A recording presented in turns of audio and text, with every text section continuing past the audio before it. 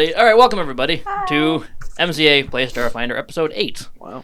We're getting there, up in the numbers. Right before Christmas break, hopefully. We'll see how things carry on. But we're happy to be here once again, and we're just going to carry on our story. I don't think we have too many announcements to really make today, I don't think.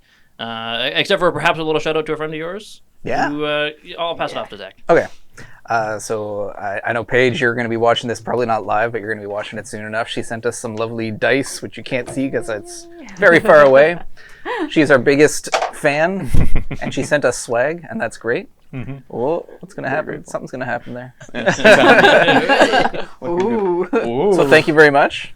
So where's my pencil? We're using the dice today, and we've already been cursed, so thank you. Yeah, it's been actually brutal. It's actually been very bad, but We're just getting the bad rolls out That of the one way right now. before Yeah. the game. Lord. It's been pretty fun to watch. Yeah.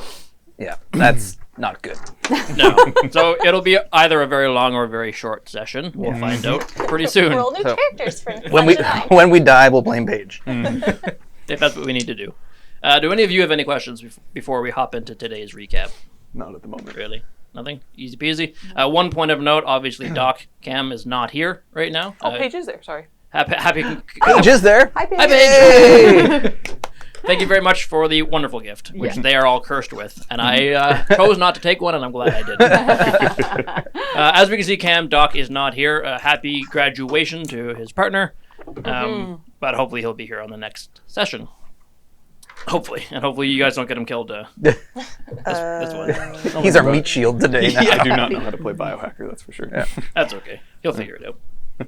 So, with that, let's hop into the recap of the previous session. Where we last sort of left off, the events that transpired involved a great deal of consoling of the wonderful Maku, having successfully sort of landed your first major killing blow against a pirate lord whose name will now be spread throughout the cosmos of your deeds. I don't know, we'll see what happens. But Maku needed some comforting, to say the least. And some nice sort of heart-to-heart moments happened, which I was very happy to see. Then you made sort of headway, making your way to Apostae, to hopefully meet Blue, a up-and-coming android warrior of some perhaps note and merit, and get involved with sort of Thurgood's livelihood in a very literal sense, it seems. Well en route, you bumped into a wonderfully old, very geriatric-seeming auto hauler named Clyde, who's currently in your guys' shuttle bay, contently sort of sheltered from the elements of space. You understand he's spent a great deal of time just sort of drifting through the literal drift. But now he's your friend, and we'll see what comes of that. Once landing on Apostae, you sort of got briefly introduced to Martusis, a sort of higher-up member of one of the drow houses here on Apostae, who gave you a very limited lay of the land and told you basically what not to do, and you'll be sort of in the clear. Apostae is a very Wild West-esque sort of place, where as long as you don't step on the wrong toes, you'll probably be okay. You noticed there was a great deal of androids and robots and constructs who were milling about this sort of camp nestled into the Bleaklands, a mountain range on the planet Apostae, nearby Records Field, a enormous junkyard, hundreds of miles across and in all directions, that's filled to the brim with crashed and destroyed spaceships.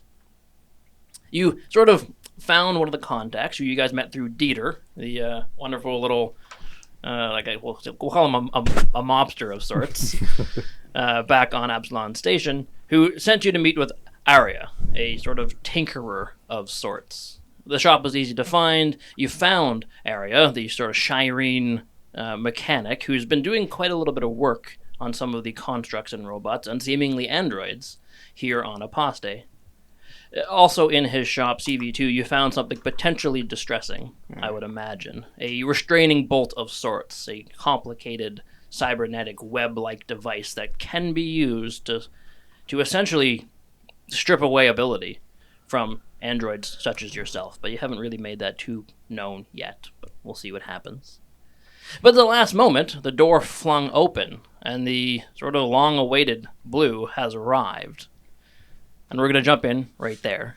Does anybody have any questions about that, and did I miss anything glaring you want me to bring up? There was an attack on our ship. In puddles. There was attack on your ship in puddles. Yes. And the Apsis Corporation is involved, so we'll see if anything comes of that. Because you also did meet Goran, the sort of gumshoe detective, who Thurgood didn't get along with very well, as well as some other members of the Stewards. So yes, we'll see if that has any followed in the maybe distant or maybe soon future. We'll have to see. Can you remind us of what the Aspis Corporation is? Certainly, yeah. They're a sort of criminal organization that spans several different planets, but mostly you learn that they're sort of relegated to the diaspora. It's an asteroid belt here in the Pack World system, but they're very ingrained into lots of different societies. Cool. Yeah. Okay, anybody else? No? Easy peasy. So picking up today inside Aria's shop. This sort of, again, run-down-ish, somewhat cluttered mechanic, medical chop shop all in once. The area you're in is, again, reasonably, we'll say, updated and modern. All the new pieces are at the front of the shop, and as you guys explored previously, you know that the warehouse extends deep into this mountain range quite a bit, getting progressively older in equipment as things go on, but he's focusing more on more experimental, modern, medical, almost biomedical technology related to androids pretty clearly. He's been working with Blue, so you've heard, and when the door flew open, standing in the doorframe, putting a sort of striking figure, is a very tall and slender android. I'll re-describe him, because it's been a little while. Blue bears a striking resemblance to Nivel, in Nivel's normal form, not in this awkward, not quite breathing human form you're doing right now. But he has a large, sort of almost disc-like helmet, hat, head combination that's similar, although different enough, to Nivel's. A long, or sort of a sleek, slender blue body, which you can see coursing beneath it. There are like these subdermal lights almost that are running tracks through their body. They're sort of a lighter blue underneath this dark blue skin. Their feet, from about the knees down, have been replaced by like strange mechanical grasshopper-like backward knee-bending devices that have sort of springs in them. You can definitely tell he knows how to move with the body he has. And sort of strapped to his hips, sort of crossed behind his back, he has a pair of long and slender swords, one on each hip, ready to be drawn at a moment's notice. He's clearly emulating some things from a friend of yours, but bears a bit of a difference. After the door flies open, the first thing he says, not paying any attention to any of you, is he spies Arya in the distance, grabs a hold of the helmet brim of his hat, and just essentially peels it off his head with a solid sort of socketing and unpeels, and he tosses it kind of like a frisbee across the chamber. Many of you can watch it go by. You need to fix this fucking thing, Arya. It's broken. It doesn't work. The capacitor, it's draining. The jet boots don't work anymore, and I can't move around out there. You gotta... Who fuck are all these people? Pleasure to introduce myself, I suppose, but who are you? Well. My name is Thurgood Vale. I'm here on behalf of Synthetico, and you are just the android I'm looking for. Can you fix my hat? I can't fix it I now. don't fucking care what you gotta say. The little pink one might be able to. Arya, fix it. Who are you? I'm Maku. Can you fix my hat? I can try. Are you better than Arya? I don't know. Well, we'll see in a second. Here, can you all get out of the shop for a little bit? I need some time here. I got to sort of fix myself up, and you are crowding, if anything. Get lost. I will add before that Nivel has, like, pointedly walked directly to him and is, like, examining.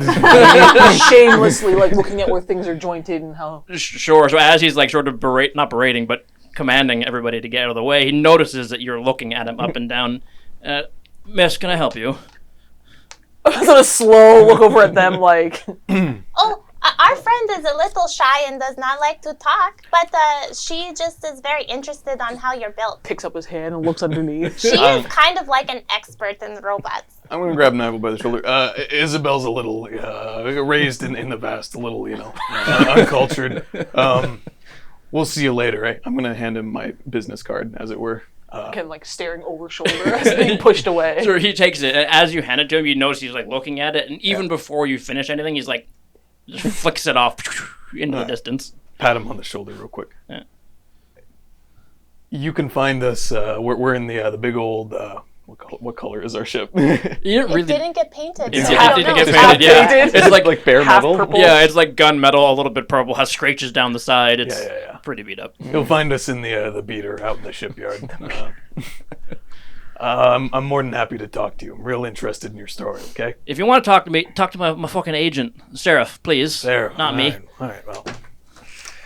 Well, I'm happy to see you, regardless of your current briskness. But hey, go get him, Blue. Hey, it's good to have a fan. Wherever you find that snake, I don't know, somewhere's down in the shop. Probably dealing with the spectacle that's coming. Gotcha. Yeah.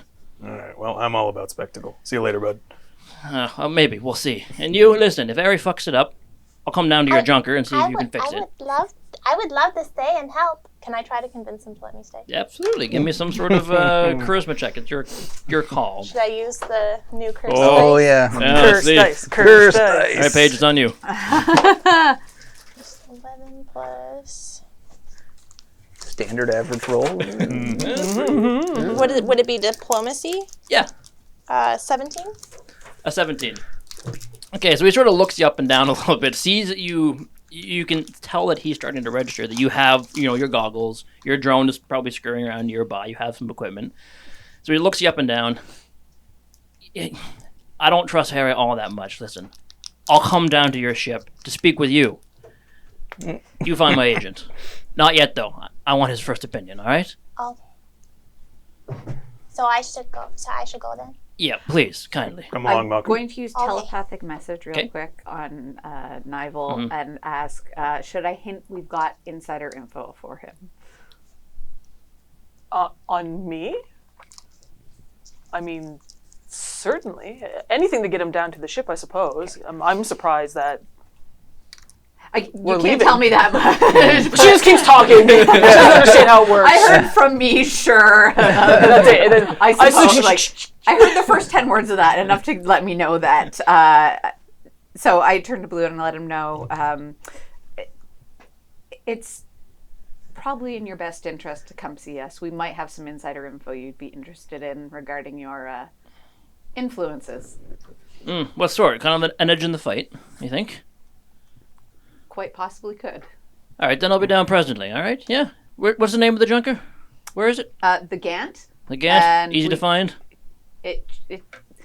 It sticks out like a sore thumb. Yeah. We ran into a bit of trouble before we came here, so You seem like mostly my kind of people, then maybe we'll see. Yeah, I'll be down within the hour, huh? That sound fair? that sounds Yeah. perfect. It's got a big purple smush on it. It was supposed to be all purple, but they couldn't finish it because they died. But there's a little purple. Wait, I understand. It took me a long time to paint this blue. I get it. Kindly, please, I got some things to attend to. I'll be down shortly. Okay. He's sort of like Yeah. is trying to shoo you out, essentially. Once you step outside, Can I just forget my drone? absolutely. Good. Absolutely. In fact, you have a stealth drone, correct? Yeah. Yeah, so you can actually give me a stealth check for your drone, keeping in mind that it has this sort of reactive camouflage plating and things, so as long as it's stationary, it gets a plus 10 to this. Oh, it gets a plus 10 to its normal bonus? Real 11s with this one. That's weird. Just Plus- north of average. 28. 28. So we'll say that you have successfully stowed your drone, sort of wiggled its way backwards somewhere into a shelf and disappeared amongst the clutter. Probably, very likely, unbeknownst to anybody.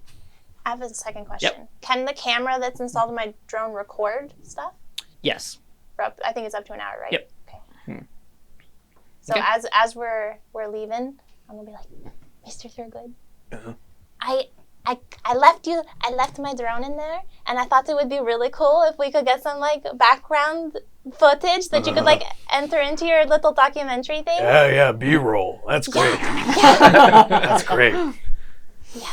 Well, quick thinking, Maku. That's, wow. A big old noggin. I'm really excited about being helping you do your TV thing. Yeah. Well, when we go back to the Ghent, we'll do some editing, huh? Okay. Take a gander at it. All right. Yeah, let's go back there so we can debrief with Isabella a bit before our visitor arrives. Right. Well, when you're standing out, you sort of exit the shop that's set several stories up into the side of this mountainous sort of crater. You get a decent look once again over the camp. A little bit has changed in the couple hours you've been here. The Gant is, as you said, like a sore thumb, sticking out. This giant, half-painted, slightly scratched, partially gunmetal ship that is not nearly as sleek as the large red racing ship that's nearby that Martusis is probably claimed to. It sticks out like a sore thumb. But looking sort of down over the entire field from this point of view, you can see that the large collection of sort of constructs and androids and maybe some SROs and another mechanical like people are in the process of still going over the drills that they were going over when you came in. They seem to be like practiced combat drills almost. You can see that they're sort of doing the motions back and forth, sort of 10 on 10, heading back and forth. And specifically from this point of view, you can see that Martusis, along with his sort of predatory cat-like guardian, are standing up on a platform overlooking the entire show, the display, as if they're clearly overseeing, trying to sort of maybe pick out talent perhaps, or just see if the training's going appropriately. You won't need to go past him to get down to your ship if you don't want to, but you can see that he has a pretty commanding view over everything. And the perceptive among you do notice, as soon as you make your presence not even known, just step out, the head of that predatory constructed cat with the red racing stripe cranes upwards and like locks eyes with you all standing up on the ledge for just a couple of seconds. Clearly, I'd see you before going back down to scan, keeping up its bodyguard-like duties, it seems. What do you all want to do? We're kind of like outside of people's earshot and Absolutely. attention. Up Yeah, close. right now you're standing on like a series of scaffoldings, and out here it's quite loud. There's sort of the constant din of mechanical energy all over of shops that are going about their business. It is sequestered enough. It's in the open, but sequestered, if that makes sense. Yep. I hope I'm not that rude. Personal space. Now, what does that mean to you? What does that phrase mean to you? Your physical body? Yeah, that's the start, and then it sort of like projects around you. You know force fields. You can't own space around you. To an extent. I mean, a lot of people value it, right? Like if I like get in your face, like politely. But, She like no reaction. like this is a little too close for comfort, right? You have really pretty eyes. Thank you. that is so kind of you to say. But I'm gonna say, moving forward, let's not look at people like you're about to disassemble them, right? Oh no, I wouldn't disassemble. No, I know you. I don't wouldn't. think you You can. just look like you would. Yeah. Well, I was curious to see the modifications he made. I'm not sure why. Especially if it's supposed to look like me, because he's very wrong. Worst cosplay ever. Allie thinks he's right, and that's the most interesting part, right? I think we're keen to go back, right? Maybe post up at our place for a little bit. I don't want to deal with this Seraph guy until maybe later in the night, or gal or whomstever. Maybe catch them at a watering hole or whatever. Weren't That's they? the agent, right? Yeah. Weren't Yeah, we we hoping might to not buy need to if he past comes him? to us. Yeah. Yeah, well, I mean, my understanding is that they're kind of a problematic handler one way or another. Yeah. I think we're going to get a lot more honesty, especially if you give a little honesty, right? Is that the plan? Well, Well, I think the plan is to go figure out what the plan is. Well, as you sort of cross the open expanse and arrive at the Gant, ramp comes down and you head on board to carry on this conversation in the definite safety of your own ship. And when you get on the ship, you do hear a very brief sort of tail end of a conversation happening over the intercom.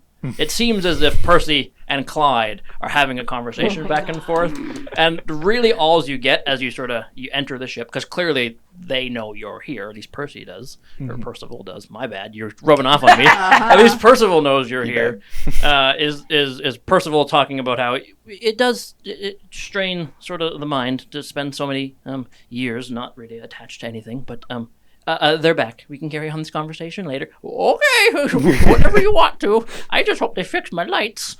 And then it sort of shuts off, and the lights begin to turn on as you walk onto the ship.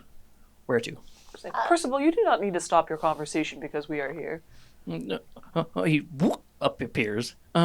Just Clyde and I were having some polite conversation about sort of what it means to be distant for a very long time. It's a thing that he and I share, I think, almost exclusively. Yeah. So it's fun to find someone who I can share those experiences with. Oh, good. On the walk here, I would have put down my goggles and like grabbed a hold of like Thurgood's pants or something and just kind of like watching. Yeah, because you're blind. You're like not blind, but you definitely entrapped. Okay, so in that case, I'll get back. I'll sort of fill you in a little bit as you were walking. So through the camera of your tiny little drone, you can see that Blue and Area are in the process of sort of tinkering away with the giant dome that was the plate that was his head.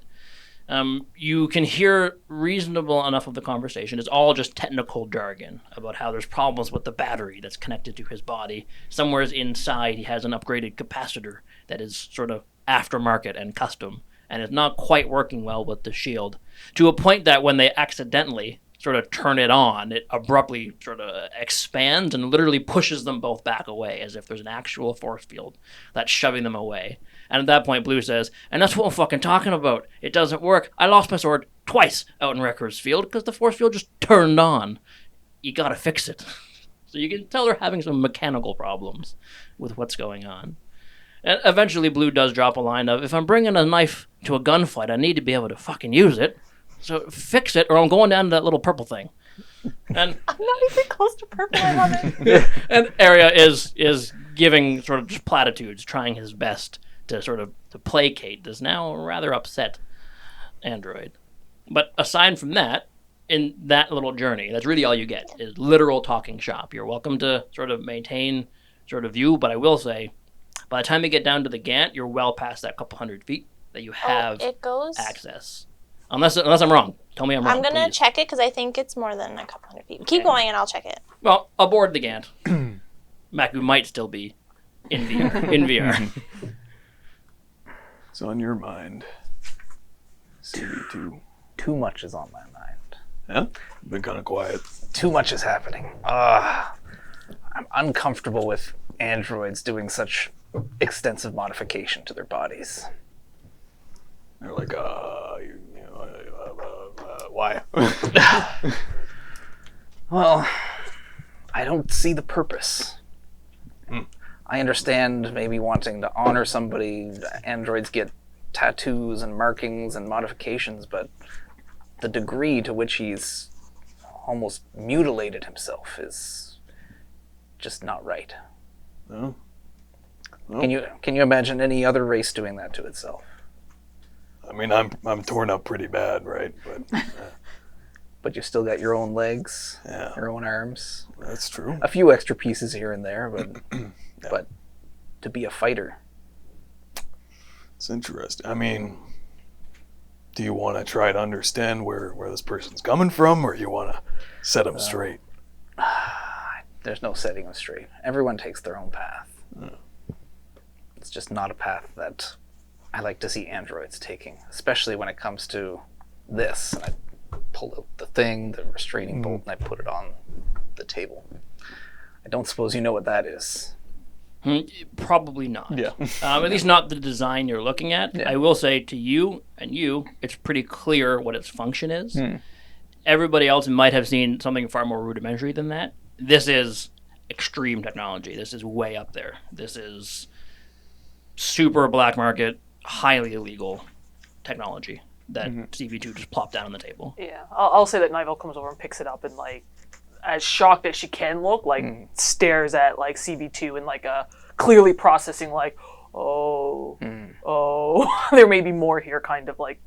Yeah, I picked that out of Arya's shop.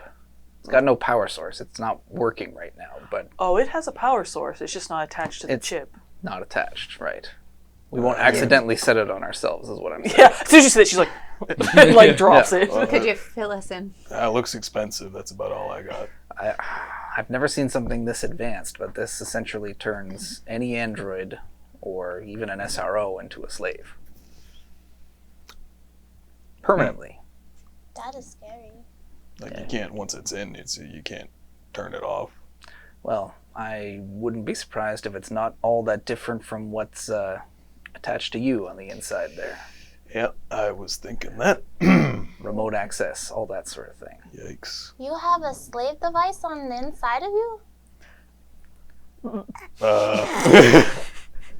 I mean, yeah, Maku, haven't we talked about this a little? You remember when Doc did that bioscan of me, and he found all my bits. Yeah, so you wouldn't tell me about the bits. You Uh, told me you had like a thing that controls your heart. Yeah, well, Yeah. Well, imagine this, except it controls everything. yeah. Listen, Maku, That's people like do. a cage on your inside. It's a yeah. Yeah. Maku's gonna have a little mini panic attack. Hey, buddy. buddy. This one's fine. It's not attached to anybody. but- Right. But they're good. You have one in there. That's why we're here, and we're not That's at the Mippy why right now. we're here, and not at the Mippy. People will do some crazy things to make a buck. Yeah. It's all right. We're gonna deal with this, and deal with the broader situation, then we're gonna get the hell out of here because there's a lot of slimy people around. Speaking of the broader situation, Yeah. I have something else to show you as well. Okay. I'm just gonna run to my room for a second and bring out my. Hold on. Well, it's over there. I know. As you go running by, Clive, as you go running past the shuttle bay, Clive turned up, powers up as you run by, but as you run back, and he just can't quite find even the In a moment, momentum. Okay. Is it Clyde or Clive? Clyde. Both. Clyde. It's both Yeah, at this point. Schrodinger's It name. keeps switching. He Whatever you forgets. remember first. He might. Yeah, okay. It is Clyde in my wiki. That's what I searched Okay. up. Clyde. So. Okay. Clyde. So it's my abacus thing that you've all seen before, and I turn it on. I guess it's electronic. I turn it on, and I make a couple quick little adjustments because things are out of alignment. And I zoom into Vesk, the Vesk system. Maku already saw this. I did that. Wait, and what now? I did that one. What did you do? 1, 2, I 3. meditated. It was really Maku cool. did a meditation. Oh, wow! And it Inner worked. peace, right? Pretty great. Some Wish You I got had him to it. sit still that long. He did. I did really good. He did really That's good. impressive, Maku. But what are we looking? I see S1, Mesta Yeah, 3. it was on our list. No, number 2, 3 is my planet. Was it 2 or 3? Oh, jeez. Oh, think it was God. I think it was two. 2. I think it was 2. Yeah. You're right. Okay. So he gets to 1 and then stops at 2. Yeah. Uh, Yeah, that's. Wouldn't that be on the news? I think Has anybody looked at the news today? it's gonna flip through his wristwatch computer thing. Okay, give me 2 seconds. Yeah, no worries. Where the heck is my button? Fiji, the planet inhabited by squid people. By squid people. Not anymore. Iggy? Fiji. Iggy. Vesk 2. Iggy. There it is.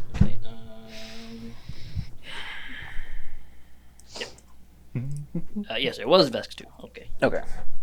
I had 3 in my brain. Okay. Because Maku's from That's 3. because I'm from here. And I went on this whole rant about my planet while we Right. were meditating. After we meditated. Certainly. So, firing up your fancy Synthetico watch, it sort of glitches out a couple of times before it finally works. But you do see there is some sort of scrolling news stories. Most of it is pretty benign. There's a sort of a race going on near Epsilon Station that will take ships from there to the sun and back again in the fastest time. There's a new product from Synthetico that someone else is actually, unfortunately, sort of shilling out right now. Son of a bitch. Yeah, sort of maybe stealing some of your work. Someone you don't recognize. It's a poor human who looks even more dejected than you do most often. But eventually you do see, not even breaking news, but news. And it's mostly because you're in the pack worlds. That it would seem an event of some calamity has occurred in the Viscarium. Media and relations between the Viscarium and the pack worlds have abruptly shut down. And no one really has any clue what's going on. There's a media blackout, essentially, coming from the Viscarium. Now, you guys might know more than everybody else, it seems, but something's clearly up. But there's a huge physical distance between the pack worlds and the Viscarium, and a pretty large, almost societal gap between the two of them, differences of opinion. So what's happening there isn't so much a focus around the pack worlds. Well, there's something definitely up out there, but things aren't too friendly between here and there. But Yeah, would that be unusual for like a temporary media blackout? Okay. No, it would happen from time to time, typically very short-lived. I mean, there's all kinds of real-world applications. Yeah, things you can think of, Yeah. that sort of thing. Yeah. All right. yeah, Okay. troublesome. Can you see Vesk 2 from Vesk 3? Not really. Sometimes when the stars literally align and there's the right time of year. And It'd be like trying to see Mars from Yeah, Okay. sometimes, but very, very rarely. I'm just gonna call one of my friends and be like, hey, can you see this? Can you go look up? Keep in mind, there's several days worth of Yeah. communication delays.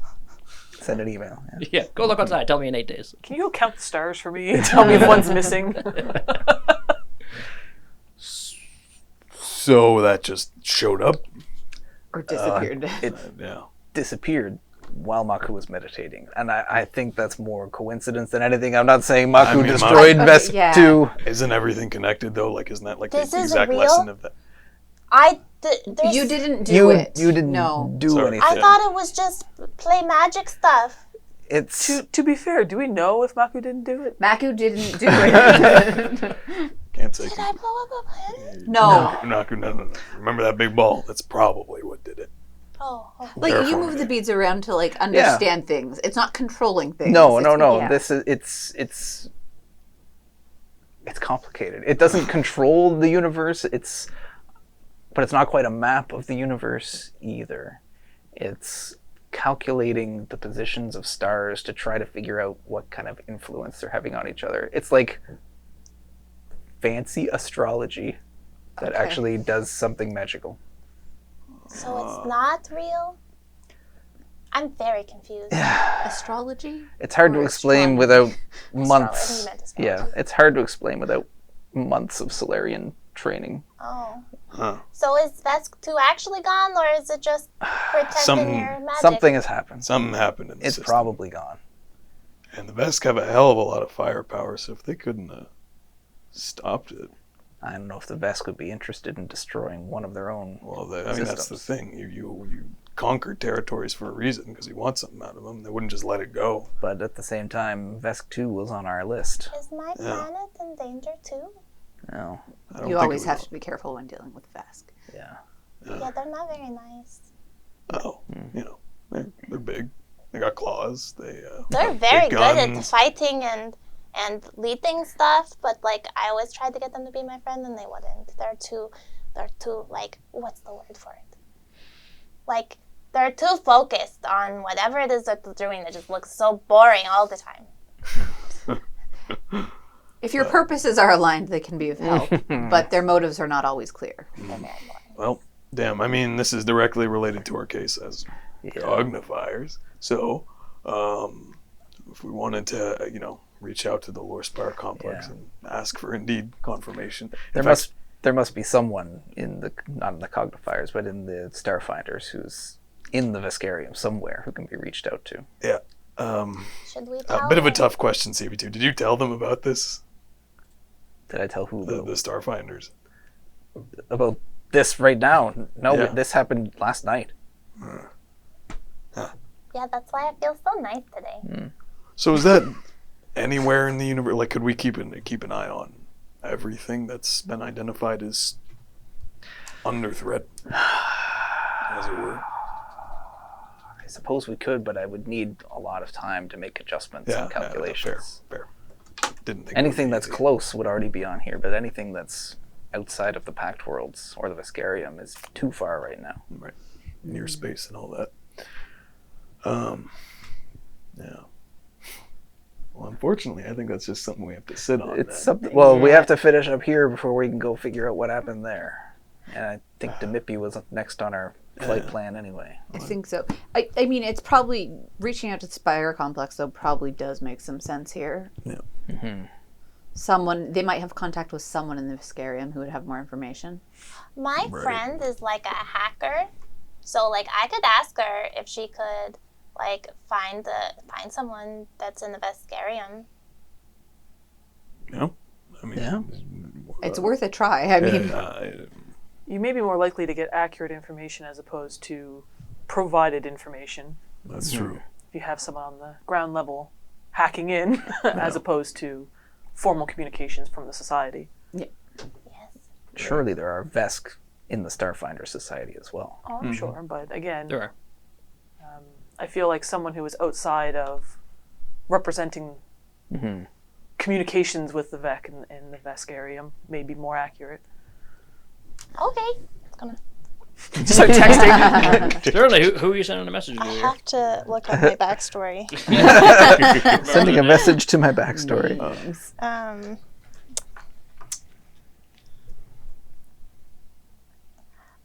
So, Nival, just while you're looking that up, because I'm Oh, assuming yeah, it of might take a course. minute.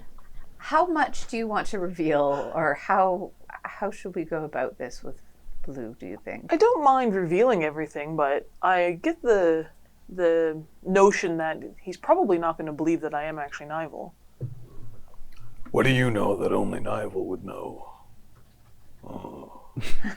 That's a deep question. That was I'm not sure. I know how Toko works. I may be able to communicate about who my creator was, which is another subject that I'd like to talk about, but that came up, but is a little bit off our current point. Yeah.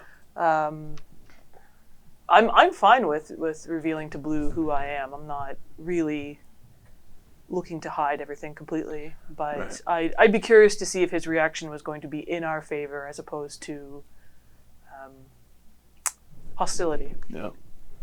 Also, what's the benefit of that? To get a better interview? Well, that's the thing. I mean, when we boil it all down, the only objective here is for me to get an interview and then get an okay from my, piece of work handler, and then we continue on our way. Really, that's the simplest objective. My secondary objective would be to make sure that my old companions are all Well, right. and that's what I'm saying. Like it's a question of what's the minimum viable goal, and then what else can we tack onto it, and how do we, because I need Blue's trust clearly, and I'd rather not go through Seraph. But Blue won't give me the time of day. He sees me for the corporate shill that I am, so very well. So yeah, we need the rest of you to butter him up, as it were, and then maybe I'll get an interview. I also think he's woefully unprepared for a fight. Yeah, seemed a little cocky, huh? I mean, and again, people love that. People love a face who looks like that. Well, I don't know. It's hard to understand why, given the developments in the games in terms of ranged combat, he is so set on emulating a style of fight that you were essentially decommissioned for only using. Yes, I agree with that, but even if he's intending to be a sword fighter, he looks like he'd be terrible at it. I mean, you can say that to his face. Say, I will train you in the ways of...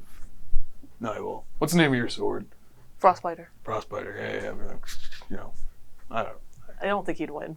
Well, Which makes me very sad, because I really don't think he's going to win in this upcoming fight. Yeah. No, I'm not saying try to kill the guy, but, maybe spar a little.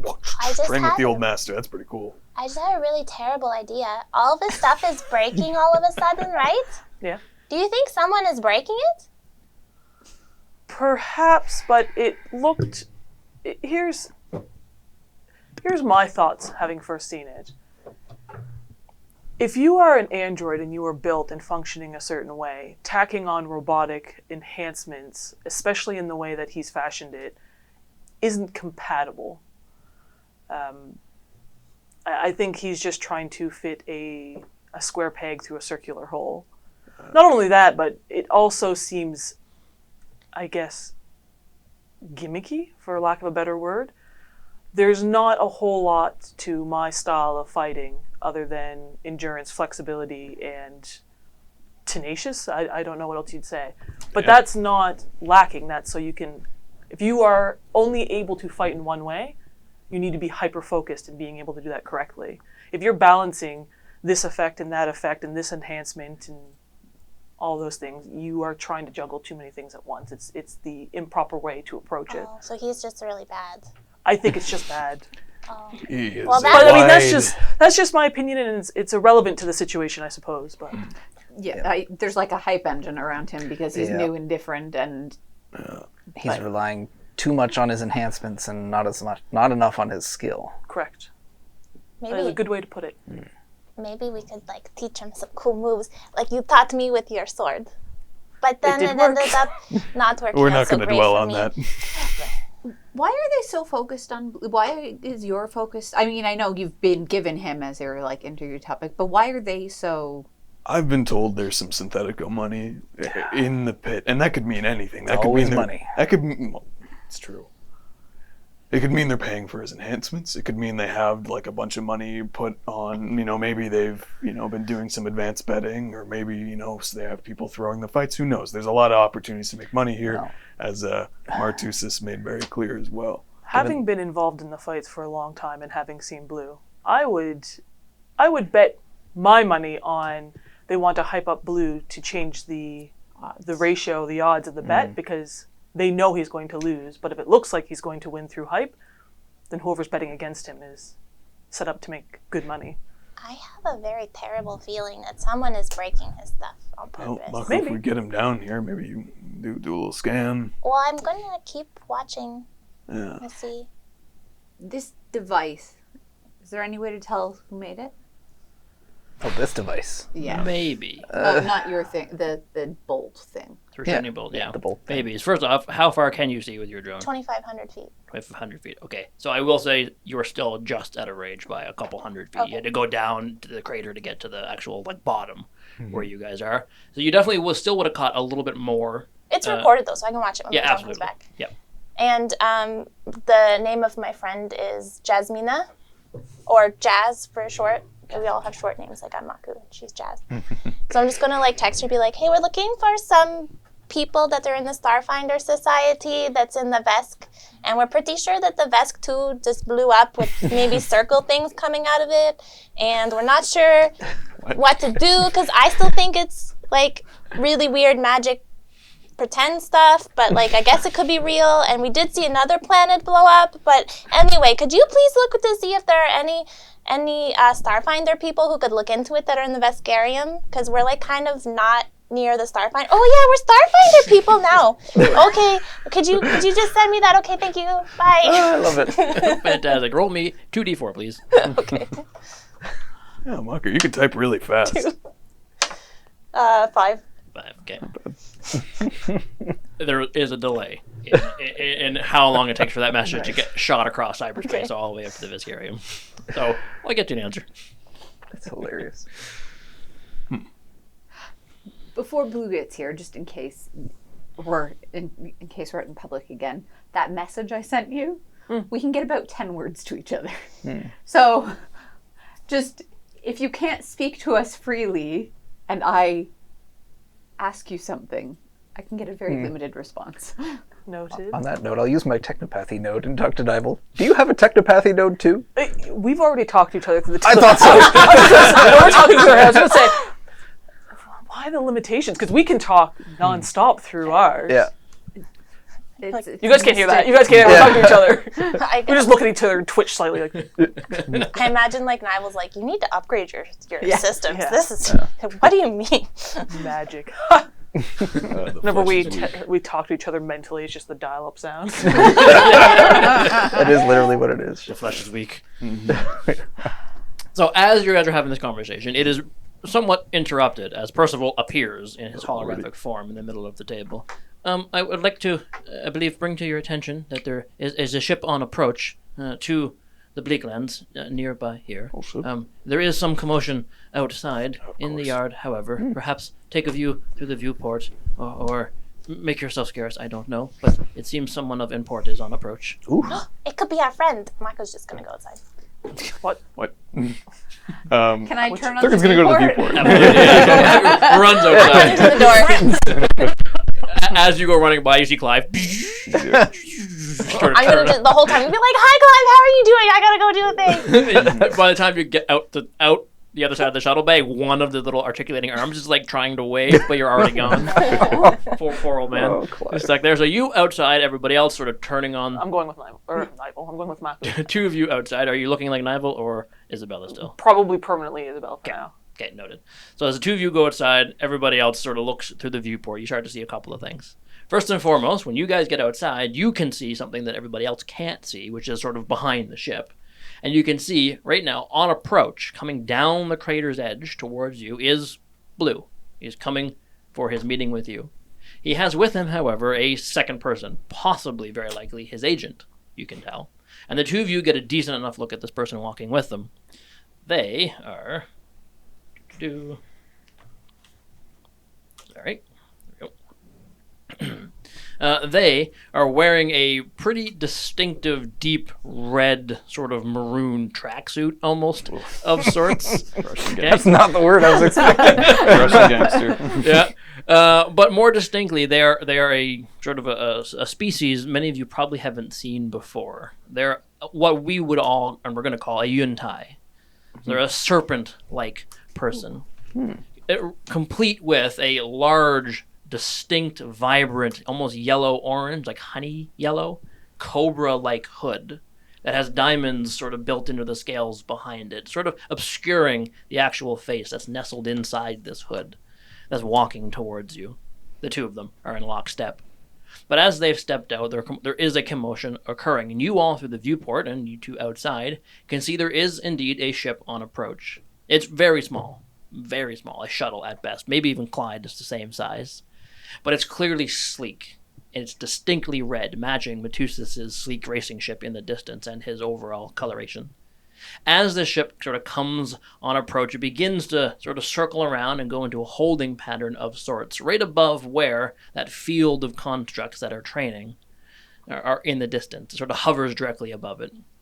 And a moment later, you hear a pretty distinct, almost reverberating, metal ripping noise stretch out across the canyon as a hatch opens in the bottom of the shuttle, and a pair of figures sort of rappel down on these strange, like, laser rope-like things.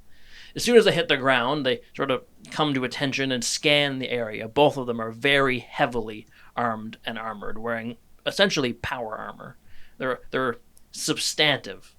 And the armor they're wearing matches the distinct Ferrari red that the rest of Consolidated Arms seems to have. They level their rifles out over the area, making sure everything is safe, before sort of relaxing their posture, glancing up to the ship, giving a verbal or a non-verbal go-ahead. A moment later, another form descends from the shuttle. They don't have a rope-like system. They seem to be moving of their own accord, sort of just drifting down ever so gently through the air, and you get a good look at them. She is clearly a drow as well. They're wearing a very form-fitting red, almost like evening dress. It's very close-fitting, to say the least, and is made entirely of just metal segmented plates. Cool. It's not fabric by any stretch of the imagination. She's reasonably dark of color, matching Matusis in sort of tone. And as she descends down from the ship, Matusis comes sort of moving with a purpose over towards her to perhaps greet her. And when he does, there's almost you can't quite hear it, but one of the two guards sort of extends his hands out over the crowd that has formed, which is all stopped to look, and lets out a sort of guttural, almost a command, just a shout. And a moment later, every single one of the androids, every single one of the SROs, constructs, everybody else drops to one knee and sort of almost bows their head towards this figure that has approached. Most notably, even Blue and presumably Seraph stop in their tracks and sort of pay a little bit of homage to this figure that has approached. And everybody maintains their position in kneeling. Maintains their kneeling position. What do the two of you who are outside do, if anything? I'm assuming I'm in front of Nivel, and I'm just... They're way in the distance. I'm still just, like, waving, and I'm, like, seeing everybody kneel, and I'm like, why are they doing that? It seems really weird. Can I spot if people are kind of kneeling randomly, or if it's like a uniform all down at once?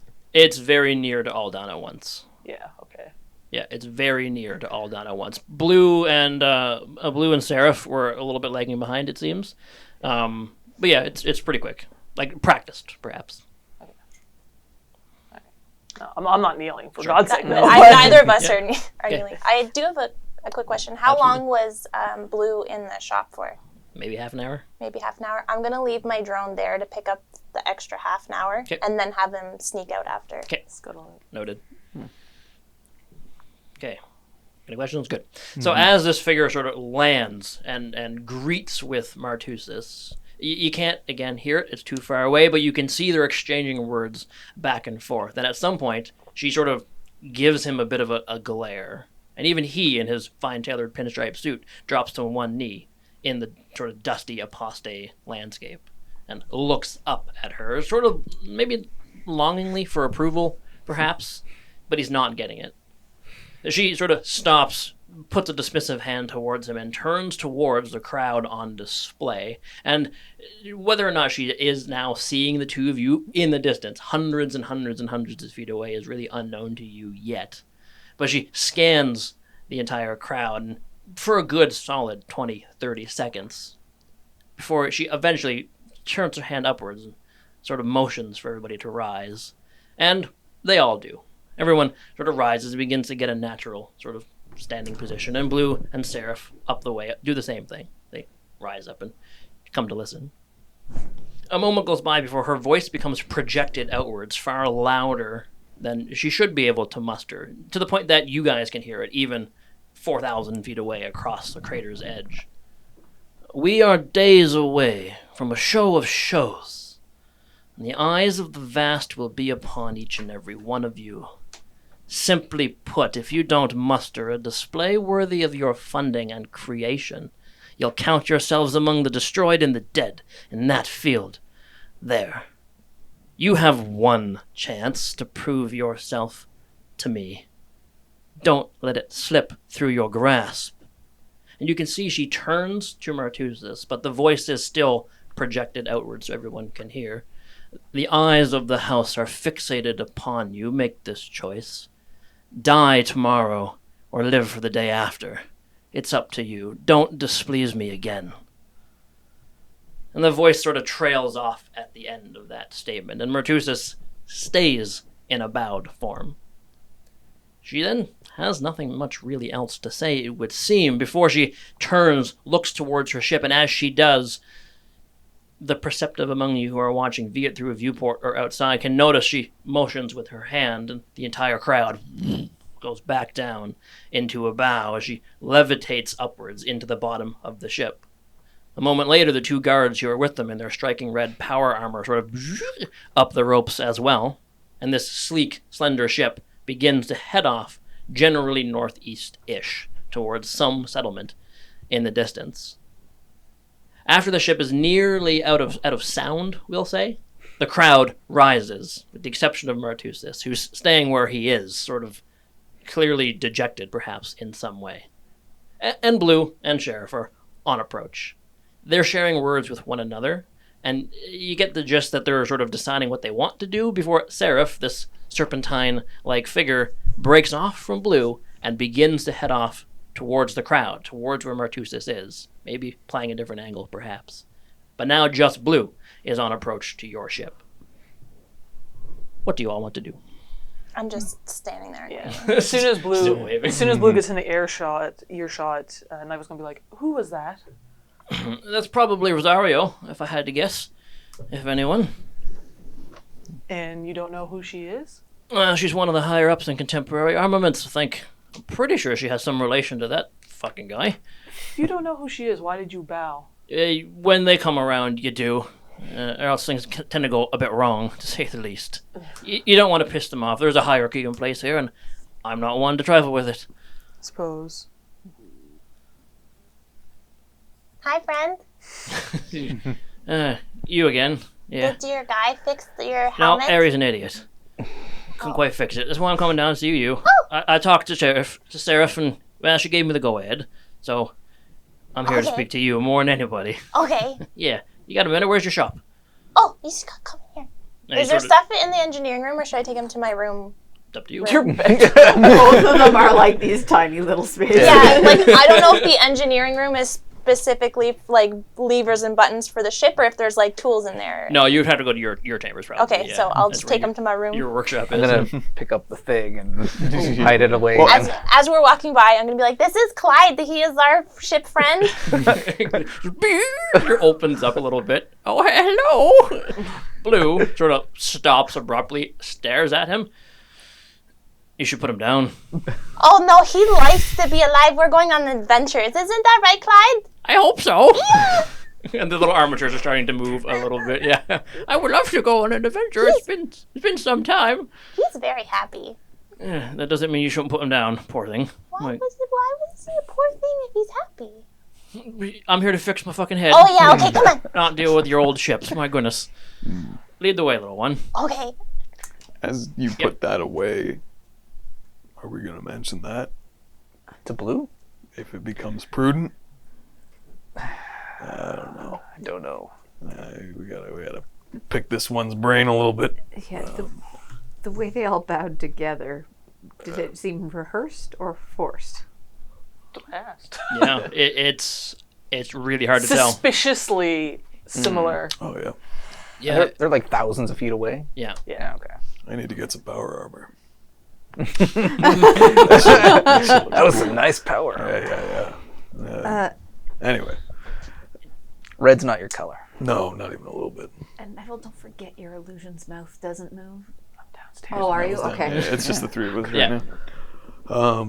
I think we're gonna let Maku work his magic, such as it is, a little bit, and then we'll maybe sweep in. And I mean, I think the leading thing is, hey, we know a few things that you don't, that I think you'd be really keen to know. Yeah. That'll require a little help from Nibel, but we'll see. We'll see what they say. I wouldn't mind getting a closer look at them, the other androids and the SROs, because I wouldn't be surprised if we found more of these things. Where does it go? Back of the neck, or Can go anywhere. Oh. nostril? Anywhere it can be concealed anywhere. Yeah. Internal even. How big is this thing? Mm. Okay, so Yeah, big, and it's like a central thing with like little spidery arms that go off and like Yeah. anchor points. So about this big all told. so not hiding in a nostril, but No. Right. okay.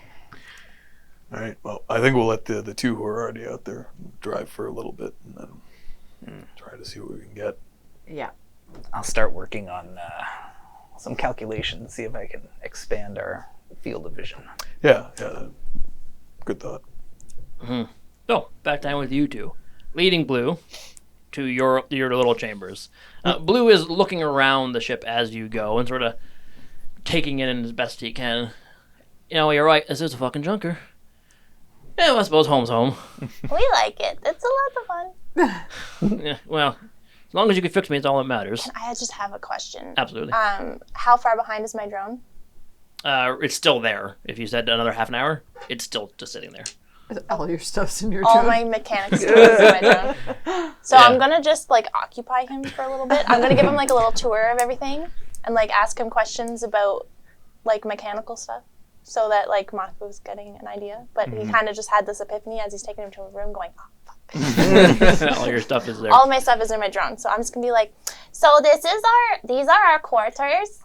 And this is my room, and I'm going to kind of like motion for Frankie to come out. Indeed, yeah. So sort of as you get to the room, Frankie does indeed sort of from his perch up in the ceiling, sort of let go, drift across. You have your hands out. He doesn't land there. He lands directly on top of your forehead. Just Hi, Frankie! and begins to sort of scurry around until he orients himself so he's sitting facing, basically on top of your head, facing outward. The tail sort of weirdly tickling the back of your neck.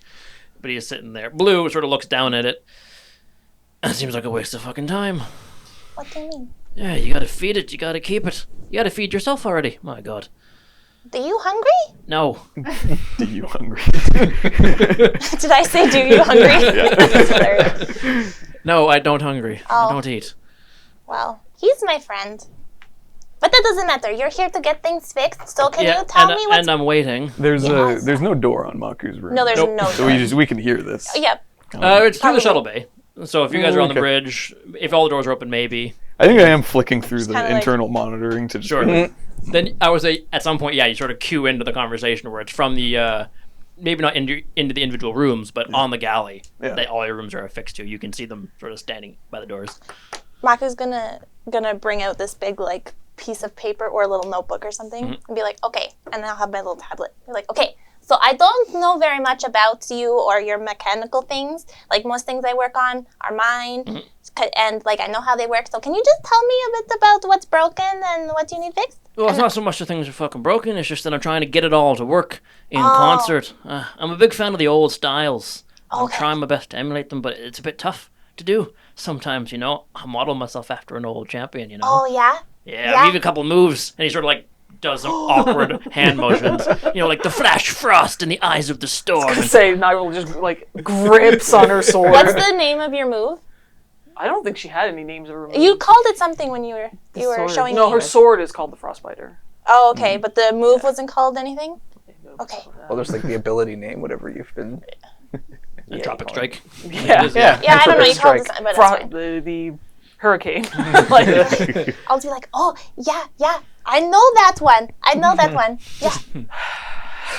Niall sighing in the background. Yeah, so I've been spending a couple of years now trying to sort of piece it together. It started with the head. It sort of took off the top, put on a new top. It's not quite working yet. Battery inside keeps most of the juices going. Don't need to eat for a reason.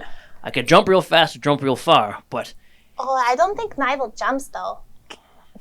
when he's practicing sword swings, can I counter it and try to like Absolutely. Yeah. Absolutely. Hey, here we go. Funny roll.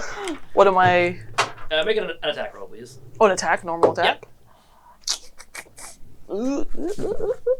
Bad rolls.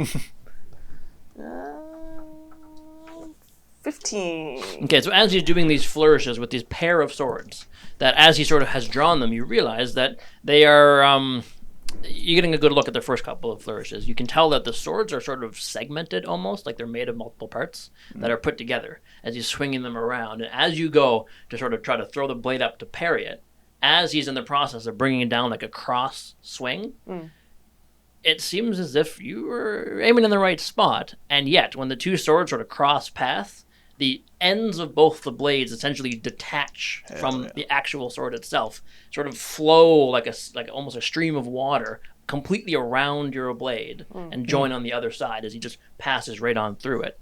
Noticing that you went to do a block, but the swords seemingly moving past it. Not so much him, maybe, but the swords. He sort of brings them both down just to a rest beside him. What the fuck are you trying to do?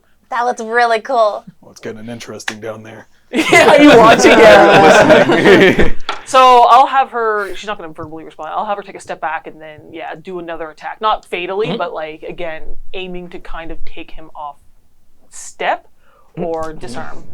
Are we fighting now? Still has Isabel. Saying shit. She's not saying shit back. So he has the sword, and you can see he's like almost like getting like hyped up almost, like he's getting ready for a street fight kind of thing. Yeah. So you go ahead and make the attack roll. They're just gonna start jogging down. I was gonna say, we can probably get down there. Rue, we need you to. That one's a need you 16. to keep a read on him, if you don't mind.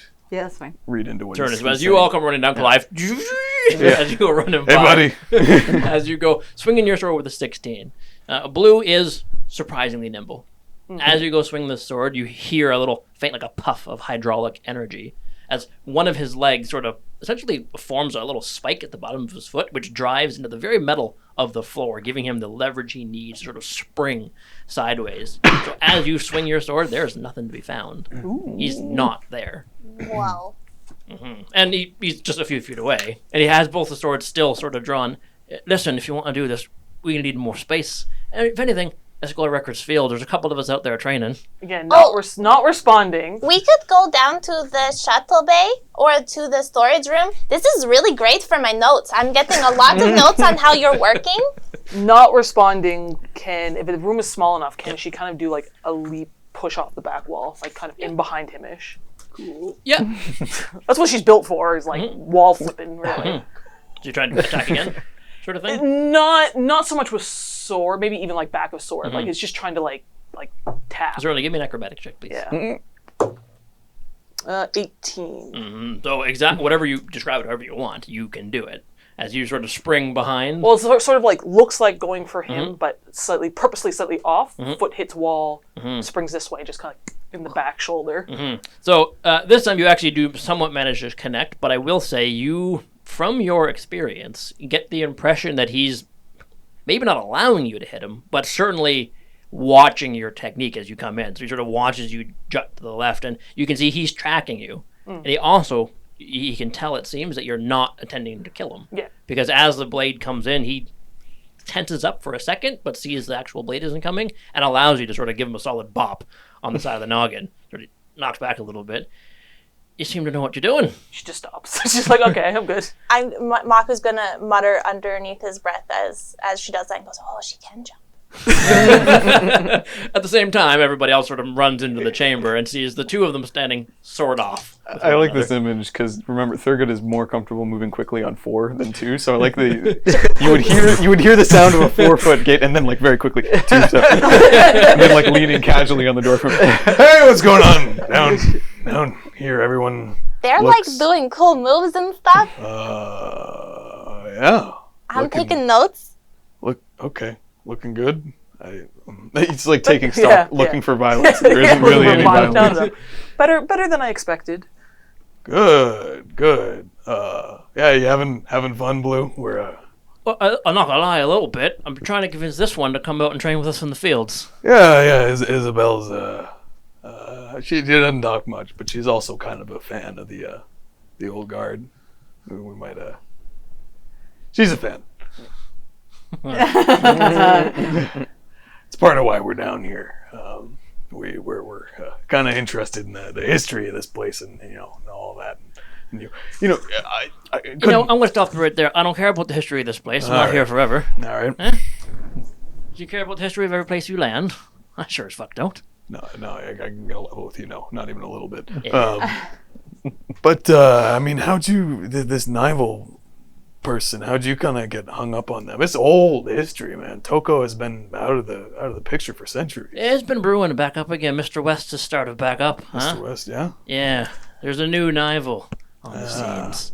It seems to be like a love letter of sorts to an old one is. Right. Lost to time, probably an old relic by now, but this new Nival throwing a lot of shade just by design. Right. Yeah. Tuco's restarting. There's a new ladder beginning. I'm starting to climb it right to the top of it. Right. You know what? Nival, not a champ. It's a chump, let me tell you. He should be dead.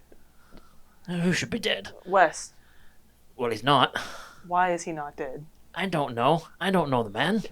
Wait, you're talking now? Mouth isn't. Yeah, I'm I'm just saying, purposefully, she's completely thrown that off, like, since the get-go. Yeah, her mouth doesn't move when she talks. Okay. Yeah. I think it would for most people, but because her jaw doesn't actually move, I imagine, like, the hologram technology wouldn't be able Let to me see how track. perceptive Blue is. He has yet to really notice. He might be in his own ego, it seems, Yeah, perhaps. So you're clearly inspired by Nival, but you're referring to the old model, not the new. Absolutely, yeah. The new one's too big, too clunky, got friggin' jets of ice and stupid shit like that. I like the old ways. Clinks his swords together. It's the best way to fight. These clearly aren't entirely old ways weapons. Well, you can bring a modern flair to an old thing, can't you say? I mean, toasted bread, I hear, is pretty good. What? Toasted bread. You cook it. Better It's than really normal good. bread. Oh. This is toast. Old Nival's bread. Interesting. Again, analogy. Griff. Oh man. Wow. So, Mr. Blue, where is your field that you wanted to? Wreckers Field, where the actual event's going to go on. All the drones that are coming out are all going to be sort of very put to use, I think. But there's a few of us out there who are a bit more independently minded, and we like to sort of train. Even N2 was there just a couple of days ago with Mr. West. We snuck a look. Let me tell you, not worth it. I got him. Where is that in comparison to the shop? It is south-ish from where you are. When you guys flew in, you flew over a big giant debris field. What I mean is, like, if we were to go there, would it be closer to the shop where I had my drone? This It is would be miles and opposite? miles and miles away. Oh, This is like a couple hours of walking or a short flight. Oh, that seems really far. I think I would be able to fix up your stuff better here. Well, that's what I'm here for. Again, we're Yeah. yippity yapping. Oh, I know. I'm sorry. Are you gonna fix it or not? But, like, I was getting really good notes, so but if you guys want to go down to the bay and, like, do that again, I've been getting really good notes on how, like, your joints and your things work, you know? Yeah, 'Cause I'm listen, just- you know what? I'm on a time crunch. You got Oh. 30 more minutes, and then I'm out of here if you can't fix my hat or not, all right? Okay. If anything, I'll go to Crater Town. Want someone there will sort Well, it I out. have a good idea for you. How about you can go play with my friend here, and you can give me your hat, and I will just tinker away at it while you go fight. As long as you promise not to hit me when I don't got it on. I'm not fighting. I'm done. I'll Plus, fight you. is it fair for an android to fight fight ya. a human? You know, since when does fair ever matter? Takes the hat off, sort of whisks it your way. And as it... Is it my size? Am I gonna fall down? Oh yeah, it's bigger than you. This would be like someone throwing a manhole cover at you. Yeah. Substantial. Suppose he sort of frisbee tosses it in your way. It's surprisingly light. but it is certainly large and voluminous. And everybody gets a somewhat decent look at actually what is underneath it. You kind of got a somewhat look in the shot, but it was brief. Here, you can actually see he has a sort of translucent dome almost of sorts underneath his head that has a pretty distinct, obviously advanced, like cranial circuitry-like thing inside his head that is made to look, maybe even fashioned to look, like an actual sort of brain, but entirely like this weird jellied construction with lights going through it. And he sort of scratches his head, and when he does, you can see it has some give to it. So he's like almost like scratching his brain a little bit. Newborn baby head. He has soft heads. Yeah, we'll go play for a bit, you and I. 30 minutes, I'm out of here, headed to Crater Town. Sure. Can I quietly retcon that as I came around, I want to have my drone recording audio. Okay. Quietly, because he's just trying to get sound bites, Yeah, absolutely. even if it's not an interview. Absolutely. Okay, cool. Okay. Well, it's either me or your fellow android here. Well, we could. You got any skill in fighting? I have some skill with fighting. Yeah, you don't look it. All right, so I just pull a sword that looks just like Nivel's, just out of nowhere, and it's glowing orange instead of. Well, Cold steel. maybe you do. Maybe you're all just show. Let's find out. Let's all go down. Let's have some fun, huh? Yeah, do a little round robin or something. That'd be kind of fun. Yeah. Let's go. All right. Okay, so at least the three of you are heading down to the bay. What are you up to? I'll follow them, but Follow. I'm just gonna plonk myself down and use the little tiny tools I have in my goggles. Technically, my engineering tools is in my custom rig, but I have my custom rig as goggles, so I keep most of my tools in your drone. In my drone, Yeah. but I still have some little tools and stuff that I can. By now, I imagine your drone's on the way. Okay. If not, So I'm just gonna open it up and kind of tinker around in there to see if I understand how it works and stuff. Okay. While we're all walking, Yep. I'd want to start asking about. So you mentioned Mr. West and N2 were in Reckersfield with you the other day. Does he have any other entries with him? No, just N2. That's the only one. It's put all of his eggs in that one basket, I think. N2, it's a beast of a thing, let me tell you what. He sort of, as he says that, he like looks upwards as if he's denoting size. N2's a beast of a thing, but hey, what they say about the big ones, the harder they fall. We'd heard rumors that some of the old guard are here from around the time of Nigel. Yeah. Shining Wizard and I were out in the records field. That's where I'm trying to get you guys to go if you want to. So if they're not here with Mr. West, who are they here with? Yeah, they're of their own accord, of course. We're all free fighters here, most of us at least. Myself, Shining Wizard, N2, we're all here by choice. Mr. West wouldn't have created the other ones. Again, completely ignoring the fact that she shouldn't know that shit. She's just saying it out loud to you. Okay. Well, you said Wreckers Field. I mean, we can, if we want to take this outside, we can. More likely to cross paths with some interesting. What? No, you might be right. Let's just give Maku a few minutes to see what she can do with his Maku's, hat. yeah. Sorry, I was just. Thinking We'll have some warm up while Maku's doing her tinkering. Tinkering. All right. Certainly. Okay. So as you guys get into the cargo bay proper, which has been vacated of all of its wreckage and things that were in it before, I want the three of you, or two of you, to please give me essentially just an attack roll. Yep. We're going to do a straight roll-off of sorts, and then we'll sort of narrate and see what happens. If you do have any cool abilities you want to use to add yourselves like circumstantial cool flair bonuses, let me know, and we'll see what happens. Okay. But as you square off in like a 3, sort of a weird, awkward triangle. Can we do it 4 and I'll fight with blue? Oh my god. Absolutely. What? 2 versus 2? Hell yeah. Oh man. Absolutely. They're good. You got your camera with you?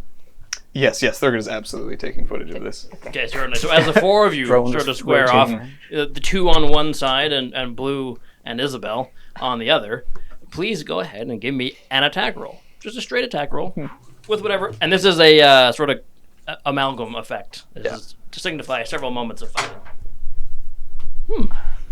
The new dice. New dice. Let's see what happens. All right, Paige. Here we go. Good work from Maku. Oh, no. That's your bag's fault. To be fair, I had like a plus 17 bonus when I used mine. Oh That my doesn't look god. Yeah, I didn't do good either. Oh, None of no. us did good. I didn't use one of Paige's dice, and I did okay. Just saying. I didn't use one of Paige's dice. Maybe that's what my problem was. So on side number 1, we'll I say. used hers and it was a nat 20. Big old rip. God damn it. Just straight roll? Yeah, attack roll. Oh, okay. As if you were attacking. Well, what I was going to do that was pretty cool Yep. is while they're distracted by the cool Nivel sword I have on my back, just go pistol off my hip and take a shot, and I rolled a 2. So Okay. that's a 6. Is the whole roll. Thank you. 8. 8 that, with the claw, 8 with the claw. I imagine. Okay. Yeah. As a part of, if we're allowed to use anything, Yeah. as a part of her like move action, she'll do the interfering, which bumps up Blue's defense AC by 2, and then it's only a 9 for me. So Certainly. God. Okay, so as the four of you sort of square off, and there's that moment where like you get into your battle stance across the expanse that is this sort of open cargo bay. A little drone is drifting in the distance, sort of casting light outwards, and you're maybe leaning nearby, just watching and enjoying the show. I will say you notice that one of the lights appears, pops on. Presumably Percival is also watching in from a nearby viewport as well. As you all square off and sort of get ready to lunge towards one another, you pull a Han and draw first. Yeah. draw the pistol out and take a shot, and using your sort of interceding effect that you want to use, you, I imagine, help Blue in this regard. And when the shot comes off, you move near enough in the way that your head catches it, but it's your actual head. And it's my hat. It's like a fabric hat. It goes, not your You're- Isabel head. So as you sort of jump in front, throw the head down, there's a pretty solid and resounding clang. As the laser sort of ricochets off and disappears up into the distance. And you definitely get the impression as you sort of glance backwards to the person who you just protected as Blue has stopped for a second and taken note, finally, maybe, perhaps, that you're not all that you that my fabric hat had a metal that ricochet. you're not all you appear to be. As the fight does continue, you guys get a little bit more insight into Blue's sort of capabilities. The sort of piston legs that he has are very nimble, very quick. He's sort of darting almost around, not so much taking steps as individual little bursts, jumps, a 30-foot across the floor, sort of sliding, dragging across the cargo floor. His sword also, as he's sort of fighting, and he's clearly flat of the blade, trying not to hurt anybody. This is a exhibition. Yeah, I was set for stun, by the way. Yeah, it's an exhibition. But as he's swinging the sword, you can see a couple of times he brings both the blades together, and they sort of almost detach themselves and form a singular blade that's a bit longer at times, almost like a bastard sword in like a good 4 feet kind of thing, and swinging. And sometimes they detach again and almost form like a fluid motion, like a pair of very short little whips. These are some pretty advanced looking technology, and he does seem to know how to handle himself. But could I please get a sense motive check from all 3 of you? Please. Oh. Please. Actually, all 4 of you I are was there gonna too. say, can I Absolutely. also- The Absolutely. person who's actually good at it. Baku's just Yeah, He's Maku, got, like, your his- drone has arrived. It's sort of just Okay. So Yeah, I got a music. 12 on my first roll with the new dice. So, There we go. Thanks, which Paige. is a 21 Okay. with my bonus. 13. 0. Oh my god. No, you have to roll the dice. Now I get a penalty to my sense Yeah. motives against other people, so Yep. -2, 13. Is God. it other people or is it non-androids? I think it's against everything. I don't know. I'm actually. Let's just be sure. Androids, flat effect. Nope, you're right. You're right. Never mind. Yeah. So I think it's everybody, even other androids. So what I'm asking for, why I did this, is to give you all some insight into what your probable opinions are of his actual fighting skill.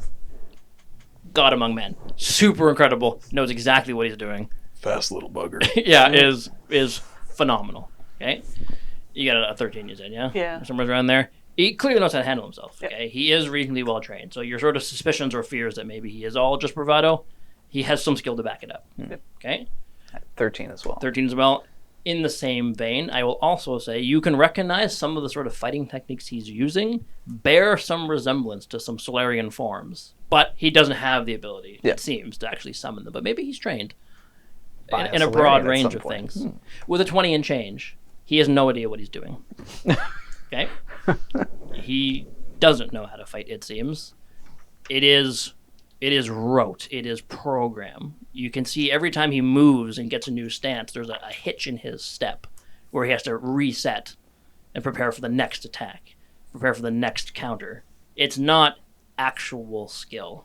It is just responding to stimulus and something taking effect. He's not sure of himself, and you can see every now and then his eyes sort of widen when he stops. He's like, what's next? Because he might not even know exactly what's about to happen himself. You're the one that's aware of that. Everybody else thinks he's a reasonably good, if not fantastic, fighter. And this carries on for a good maybe 20, 30 minutes as this fight goes on. Please give me an engineering check, Maku, in the interim. Yes, sir. Ooh, nice. Paige's dice didn't screw you over? I didn't use Paige's dice. He knew better. 29. 29. Okay, okay. So you can easily enough find the problem. It seems Arya is indeed a little bit of a numbskull, and maybe knows biological stuff, but not mechanical stuff. This is your wheelhouse. And you can definitely tell it's as simple as just a couple of transistors in the wrong place is really all it took in order to keep it functioning properly. You can see the terminals where they connect to his internal battery, whatever it is, are sort of ad hoc put together, and you have what you need on site to make it actually good and actually proper. And by the time you're done repairing, you can hear the sound still sort of beginning to wane in the cargo hold, the ringing of swords and the occasional stun shot shooting and going wide, echoing through the halls. They're nearly done their fight, but you're also finished your engineering problem. Is the helmet light enough that I can carry it? Oh, absolutely. Okay, so I'm gonna kind of put it on my head. Doop, doop, doop, doop. I'm gonna bring it down to. Certainly. to So the shoulder. as you all sort of find one of those moments where everybody's separate from one another and deciding whether or not you're going to lunge back into combat again, down the lift comes Maku with a great big giant helmet on their head. And Blue sort of looks over. I think we're done. Is it fucking working?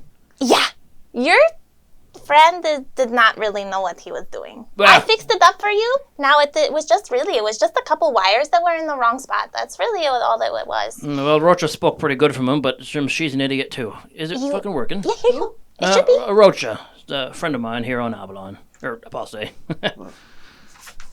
Yeah, it's another one of our types, to say the least. And she's gone to him for quite a bit of work over the years. They got a whole movement here I'm not involved in, and I don't care to be. So give him my hat, will Here you you? go.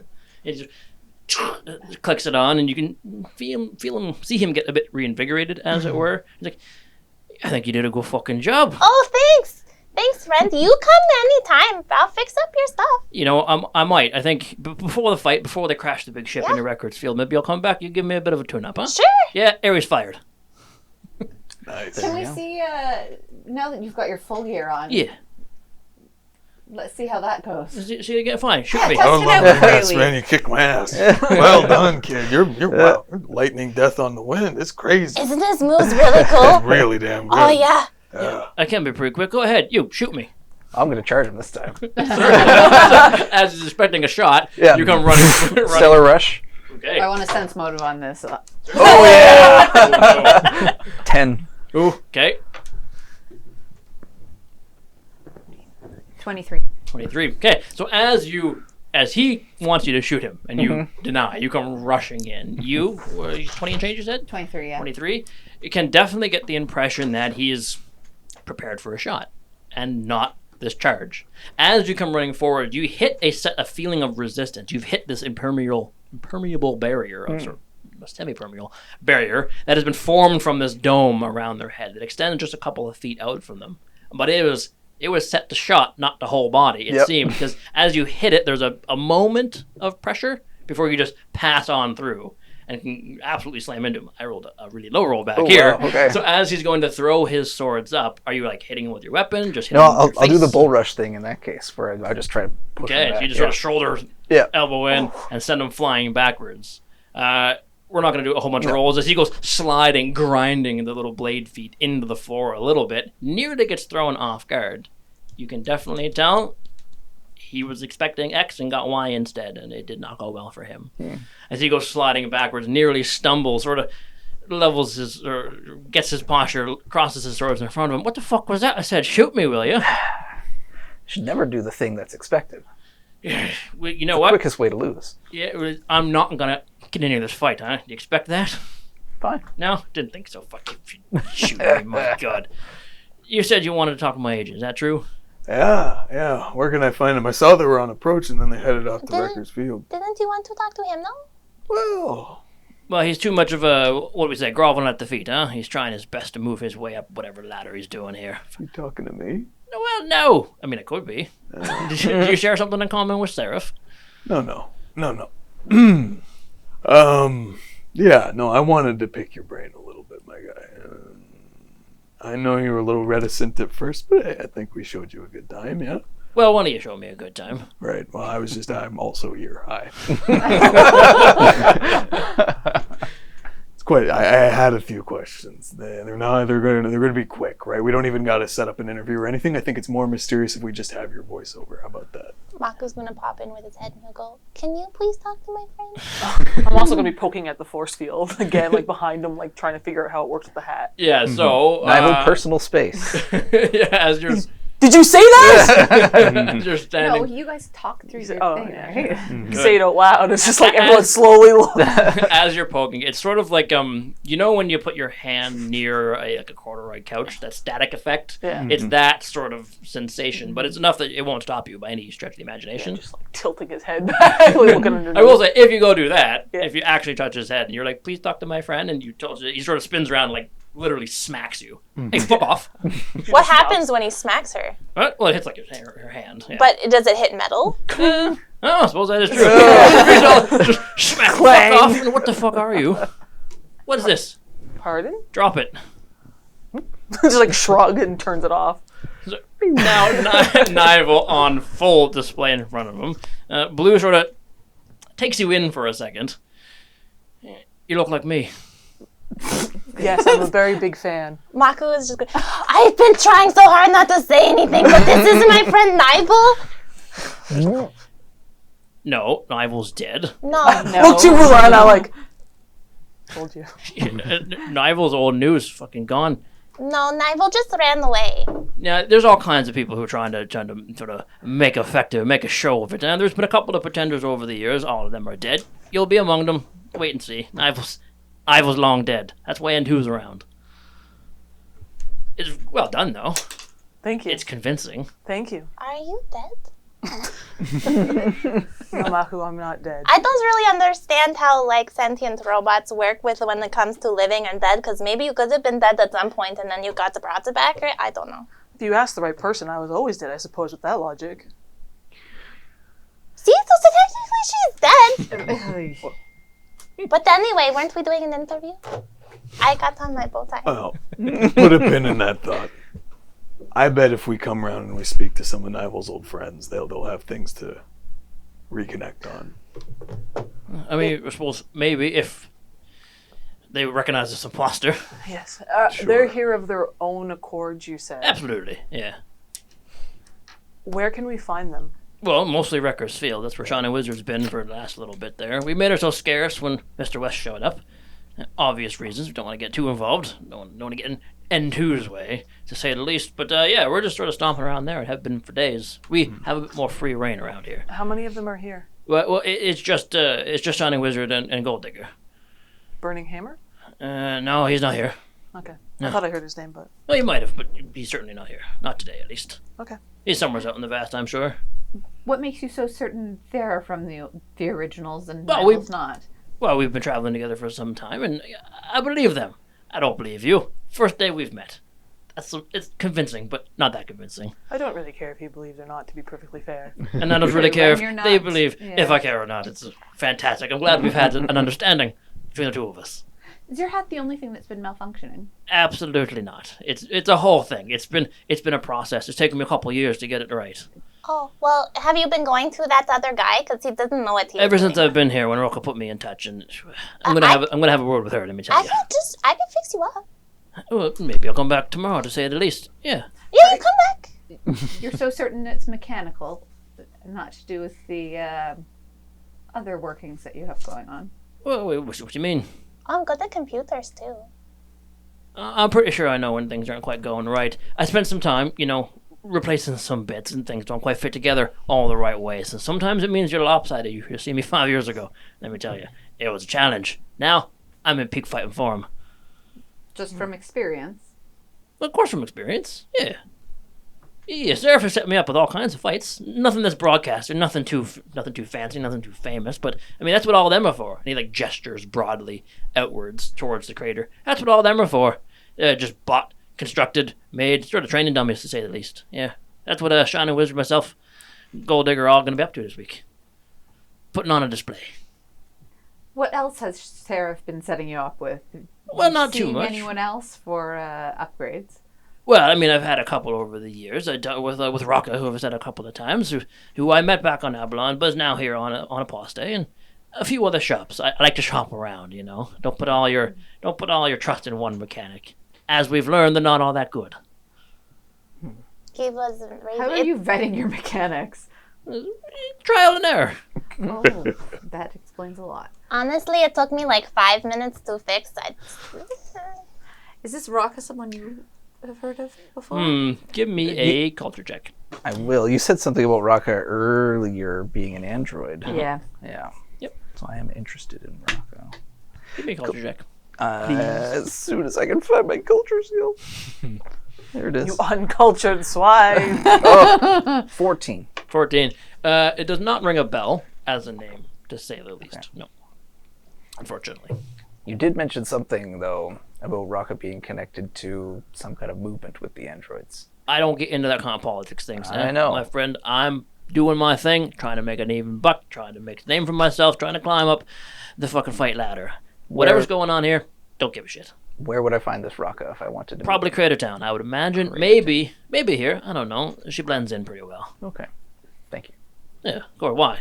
You're part of that thing? And he throws his fist up like this, which I will say, you do recognize pretty instantaneously. Okay. And maybe you as well, but certainly you. That sort of motion is very much the sign, the gesture of the Android Abolitionist Front. It's an organization of like Android liberators, essentially trying to help people. You're part of that fucking thing.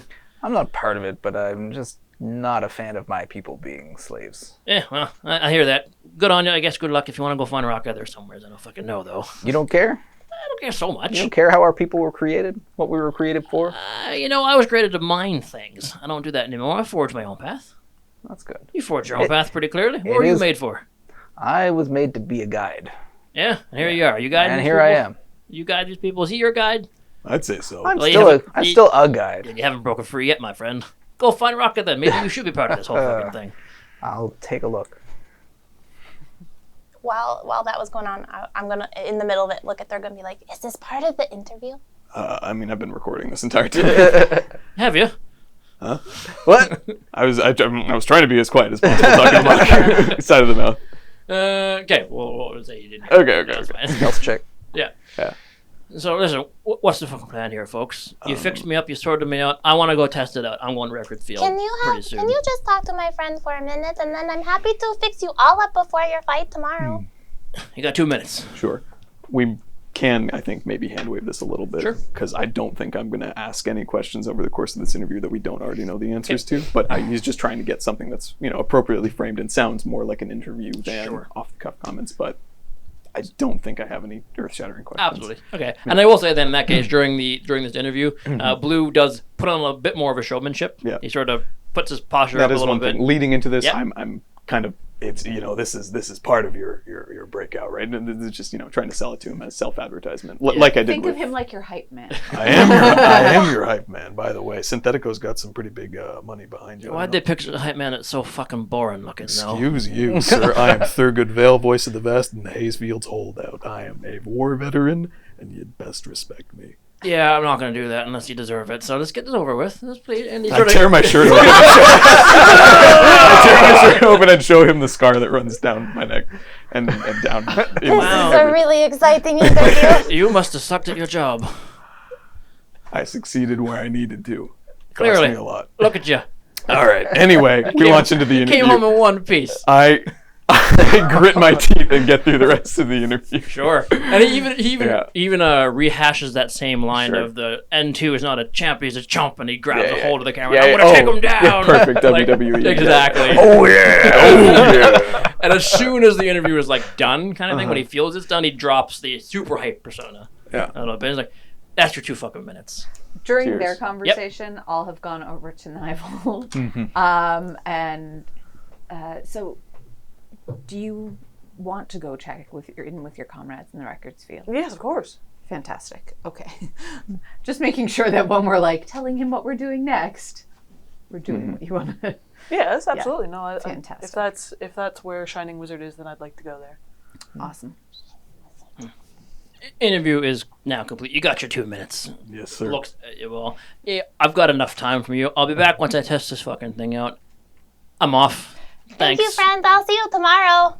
Yeah, certainly, probably. Yeah. We need to find you before then, Records Field. Yeah, down south, pretty easy to find. There's a couple of big gouges in it. They tested some weapons a few months back. That's where we like to hide. That's where we like to play around. You'll find us there. We're pretty easy. Just the 3 of us. And we're not making ourselves hidden at all. So, come by ship. It's probably the easiest. Most of you aren't really slated for that kind of terrain. No, it kind of sucks to go outside without any air. Yeah, poor things. Yeah. With that, then, see you when I see you, I suppose. Yeah. If this doesn't work, I'm coming back, and I'm not going to be as friendly, huh? Oh, I'm happy to try to fix it again if it doesn't work. God, you're insufferable. Okay, thank you. And sort of turns and heads out of the ship, leaving you all to yourselves. That little shit is gonna get himself killed, and I'm gonna laugh. Oh, you should He's not not laugh making the at... decisions in combat. What? I thought it was okay. Like, No, he's not making his own decisions in combat. You think someone has, controlling him? There's something going on there. He's clearly handling himself well, but something is dictating his actions that is outside of his own control. He is handling himself well, but he wasn't ready for that charge, and it wasn't a very good He charge. didn't sound... And I slipped on the way over. Yeah. Here I come.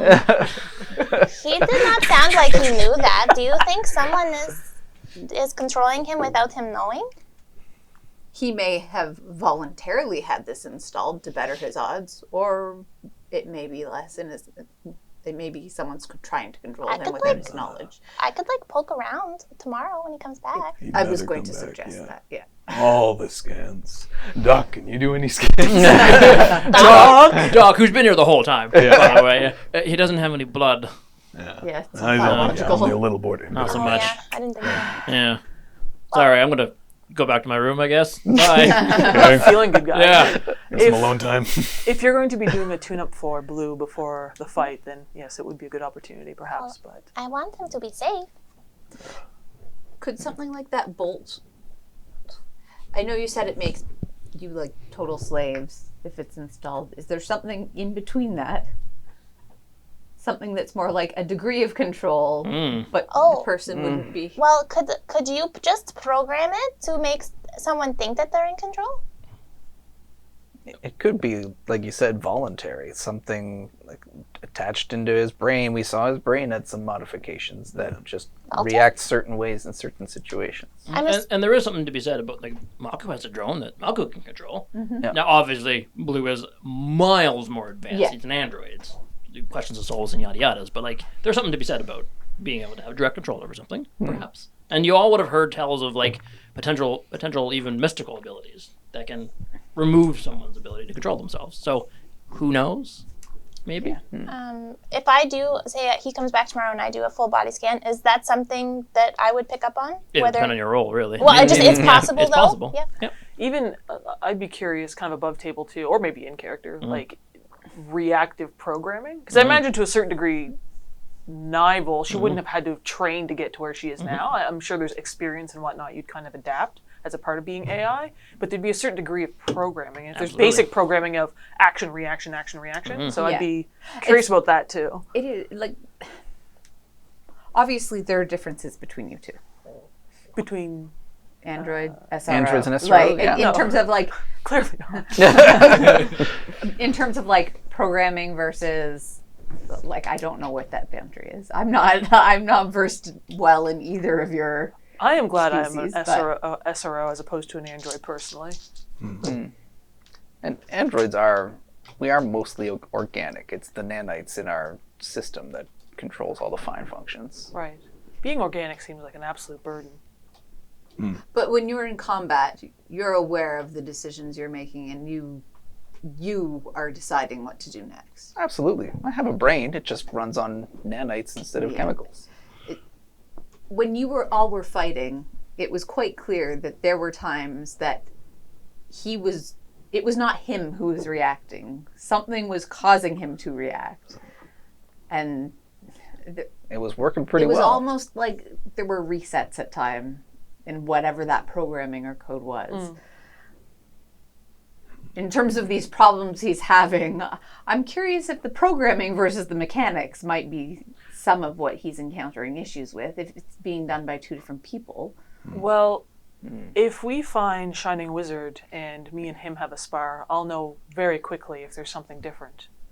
Yeah. For old time's sake. Do you want to go now?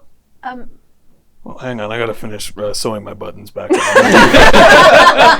Thurgood has been doing that. He has like a little sewing kit. And he's like We've got quietly to go putting them through our B-roll too. Yeah. Oh, that's right. Ah, yeah. I want to look to We see. can go through the film perhaps tonight. Yes. Yeah. I do Oh, gotta yes. send some roughs up to HQ though. Do you want to go wanna see your that. friend? Yes, absolutely. Neville, just gauging your reaction to the conversations of West. He should be dead. I'm What's the human? Or? He was a human.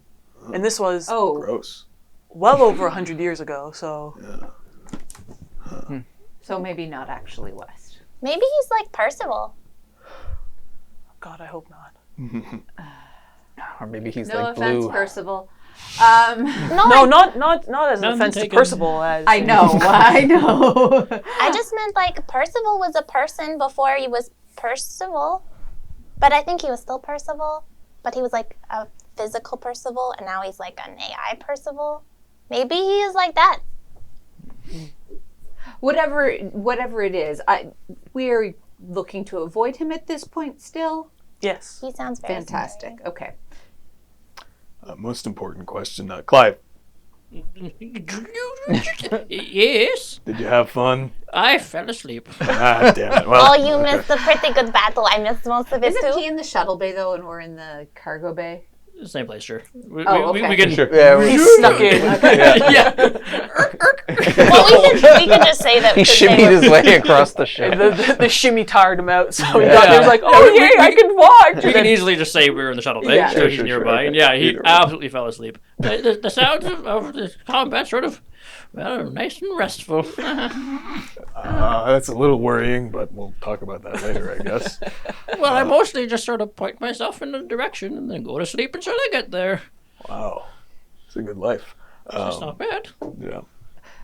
While they're chatting, I'm gonna try to fix his light again. Sort of, yeah, you're just like, give me an engineering check as you're fiddling around in the back.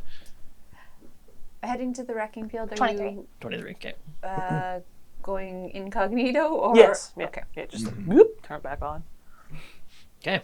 So, with the plan of heading to Records Field right now, you've successfully enough managed to, by the way, fix both of Clyde's lights. They now work in unison with one another, and he's not like weirdly wall-eyed. He's good to go. With that, now is going to be a good time to take a quick break. So welcome back, everybody. Break is over. We've all peed and done what we need to do, and are stuffing our faces goodies. with chocolate like good people. In the week of approaching Halloween. Yeah.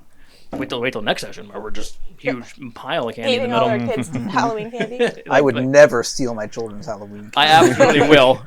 I have no compunctions. Wink. So, You could hear that, could you? so, what is the plan? You have sort of this idea to go to Records Field to perhaps meet Shining Wizard, Gold Digger, and Blue. How about, or what sort of manner are you taking to get there? When are you going? And do you have any preparations you want to make before you head off to wherever this is? Can we all fit in Clyde? Absolutely not. No. So Clyde's interior storage space, like with a freestanding space, might be like a thin little like hallway that you could get in and like put shelves, things on racks. But for the most part, no. Thurgood could not fit in there even if he tried. I think Clyde determined be- it could take like two people, Two but little it doesn't people. have Yeah. life support. Yeah, Yeah. Oh, you can't breathe in there? No. Anyway, but can you drive them from the inside? he can drive himself. He can drive himself? Okay. So maybe you would get where we're going. Maku is going to go down and be like, Clyde, you want to go on an adventure? Always, yeah. We're just going like down there. I mean, I Do suppose. you want to come with us? Do I have a choice? Yeah, of course you have a choice. Oh, then sure. Certainly, yeah. I would love to. I'm gonna put one of my little arms on him and go, you always have a choice, Clyde. Is shipping and receiving ready for us? We're not going to ship and receive anything. We're just going for fun. If you want, I can find some cool stuff to put in you and then bring it back. Oh. I mean, I like to find a purpose, and normally stuffing myself to the gills with stuff is a good purpose for me. So I'll come with you, I suppose. Okay, you come, and then if you want, we could go on like a little tiny adventure and find some stuff to put inside. You can gather rocks from the field. Do you want to do that? Sure. Yeah. If we find any living stuff, we can bring it back for Doc so he can like put it in his little machine. Well, I'm game if you are. Okay. Maku's gonna go and Clyde. You might find So- useful parts if you check the scrap. Maybe. That's true. Is there scrap there? Yeah, it's a giant field. It's a junkyard. Oh, well, of, then like- we'll just go. Me and Clyde will go pick a junk. Before you leave, so we've got the shuttle and we've got Clive in terms of vehicles. Yeah. The shuttle can fit like Thurgood or two normal-sized people. Didn't we get escape pod? Oh, Yeah, but Those are escape pods not are for like getting they're around. rockets. they're pretty much. They're one-time use Yeah. airbags. I see. Fuel. Yeah, one-way trip. No, Some I of mean, us are going to have to walk. I'm just gonna walk down there. Fuck it. You know, you need cardio. That's not really cardio. I'll bring. Is Doc gonna stay on the ship? Yes. Okay. Yep. He's too tired. And even if you take the whole ship, he's going to stay on the ship. He injected himself with some Take Too- a, some good stuff. too much of the good stuff. yeah, taking a load off for the day. Experimenting. Poor guy. Niva will go on Clyde. Synthetic is getting Okay. to him. Can we fit? Well, I mean, I would probably hang on the outside if you want to, really. Looking like I'm gonna Isabella. stand. Yeah, just stand on the top. Sword over shoulder. Captain Morgan pose. Doing it. So let's finalize the travel plans. We got Okay, going I'm walking. in Clyde, on Clyde, or in Clyde. On top of Clyde. You top of and Clyde. CV2 could fit in the shuttle. I was gonna walk with Thurgood. Okay. Yeah. We got 3 people walking, 2 people riding. Okay. Good. And Doc is staying. I'll keep the ship safe, I suppose, and have some conversations. Just enjoying the good life, expanding the knowledge, and becoming one with life itself. What Doc just said. He definitely. So that's where Doc is right now. Yeah. Is thoroughly on another nirvana. Good to go. Beautiful. Yeah. So it will take the 3 of you quite a bit longer to get to where you're going. Yes. Okay. Because you are walking. So we will cut to the 2 of you, taking Clive out for a ride. So you sort of try your best to program in a destination, but I need a computer use check from one of you. Oh, nat 20, You're so a funny 30 man. total. Thank Okay, God, so finally. I can tell you that Clive. It was I my can see the dice. future. I can see the Matrix.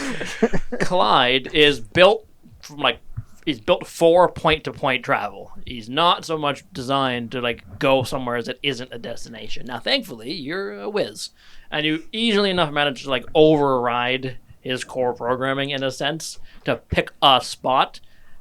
But you definitely get the impression that even with that fantastic roll, it's going to be like the GPS trying to reconfigure when you're going around a parkade. Yeah. Is going to have some struggles. I was expecting you to be like, Clyde, that way. No. Go this way. Right there, yeah. So you put a destination in, and you can try to finagle it while you are on route. From your point of view, on the outside, you can definitely tell that Clyde is not struggling, but certainly not accustomed to not going in a straight line to a warehouse. And as he's going, eventually he sort of dials in the landing zone he's planning on heading to. He finally lets out, and you can hear it in 2 very distinct tones, be it outside or inside. Whee! As he... Let's see what happens. Oh no. God. Love this. That couldn't have worked any better. As Clyde moves away over the Wrecker's Field, which you guys get a decent look at. Well, I suppose you're inside, but you do. Yeah. You can see that Wrecker's Field essentially looks like almost like a junkyard. Like it is a junkyard. There's huge, towering, jutting, spiky areas that are made of destroyed ships that have been crashed here 100% purposefully. There's very little in the way of actual refuse. It's not a landfill. It's a junkyard. And it is, you definitely get the impression that these 3 are in for a treacherous journey as they're walking. It's going to be a difficult time climbing and moving and sort of scurrying and maybe even splunking in some cases to get through things. But you're happy. You're flying. You're good to go. Taking footage. Taking footage as you go? Okay. Oh, cool. Getting all that. That's also terrain I'm pretty comfortable. Yeah, you'd be good to go. Yeah. So you definitely can see that it's going to be difficult to navigate for sure. Eventually, you can see in the distance the gouges that Bluehead spoke about, the sort of weapons tests that have been done, possibly reasonably recently, because you can see these sort of recently frayed and burnt edges of these destroyed ships that have been cut by probably, you imagine, some sort of orbital weaponry that's being tested down on the ground. And as as Clyde sort of makes his way towards it, things start to get a bit shaky and wobbly, and you definitely see from your point of view on the screens his sort of like detect landing zone parameters are just completely wigging out. They have no idea what to do. They're flashing in little squares trying to find a different place to land, and I didn't roll particularly well for his actual piloting check. So as you are sort of feeling the weird vibrations and shudders begin to occur, Clyde abruptly basically nosedives a little bit. And Maku, you sort of get pinned up to the top of it as he dives down. You can easily enough to affix yourself to it. As Clive essentially does what's called a suicide burn, if you're familiar with that. You basically go at full speed towards the ground, and at the last possible second, you put on the thrusters. Well, he didn't quite make the last possible second. He was a little bit off as he goes screaming down towards the ground as he sort of, well, he's a bit geriatric, oh no, and tries his best to stop. There's a very distinct and obvious crash as the ass end of Clyde slams into this wreckage. Now, thankfully, he's a big meaty boy, so it punches through, sort of caves some of it away. But as you come to a resting position, you're sort of doing little barrel rolls all in messed there. up on the inside. You're clinging to the outside. There's sort of a cascade of wreckage that goes off in all directions. And Clyde, well, I think we made it. Are you all right, Clyde? Well, I haven't been all right for 100 years, so I'm alive. Are I'm gonna you like, sorry, go ahead. sufficient? I don't know if I can get up for a while, but I feel okay. Good. Maku's gonna like just burst at the door and be like, that was so much fun. It's been a long time since I've landed on something at all, really. You did really good. I've been on space for a long time. I made it. You made it. Or are we? We're in the junkyard, so we're going to bring in a bunch of stuff You're while not we gonna- wait for our friends to get here. You do know you might be stuck leaving me here for some time. I've always had nightmares of being left in a No, junkyard. I'm not No. going to leave you here. No? No, I'll fix up your butt. Well, I certainly hope so. I don't want to stay here. Is this what an adventure is all about? Well, like an adventure could be anything. Sometimes it's very scary, sometimes it's really fun, sometimes it's boring. But sometimes you find really cool stuff, and I, in my experience, find really cool things in junkyards because people don't notice they're there because it's all just junk. Well, I, for one, am happy to be involved. Thank you for bringing me with you. Do you want me to look out for anything specifically for you? Yeah, I've always wanted an extra couple of arms. I'll take a look, okay? Oh, that'd be fabulous if I'll you get could. you as many arms as I can find. Well, as long as they're the right kind of arms, I suppose. We could experiment. Oh. Nival, as this conversation is occurring, you are you've landed and are, I imagine, scanning around and looking, okay? You can hear a pretty distinct, and I will say, familiar to you noise.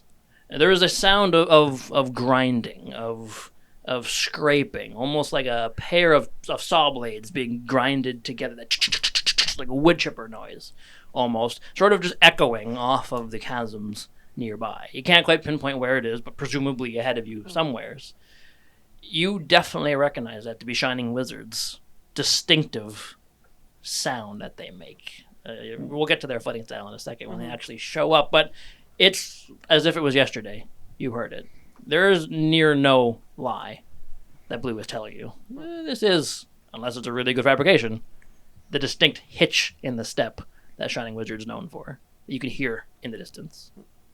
What do the two of you want to do? I'm going to immediately go to Maku. I assume I'm like kind of on top still. Maku's Yeah. kind of tucked in. I'm going to like put my hand down to try to get his hand. Grab. And I'm gonna like straight onto her back, and she's just gonna run as fast as she can towards the sound. Maku's just gonna all 6 times. I wasn't expecting to run. And as you go running, you just hear sort of disappearing into the background, "Don't forget about me!" We'll be back away.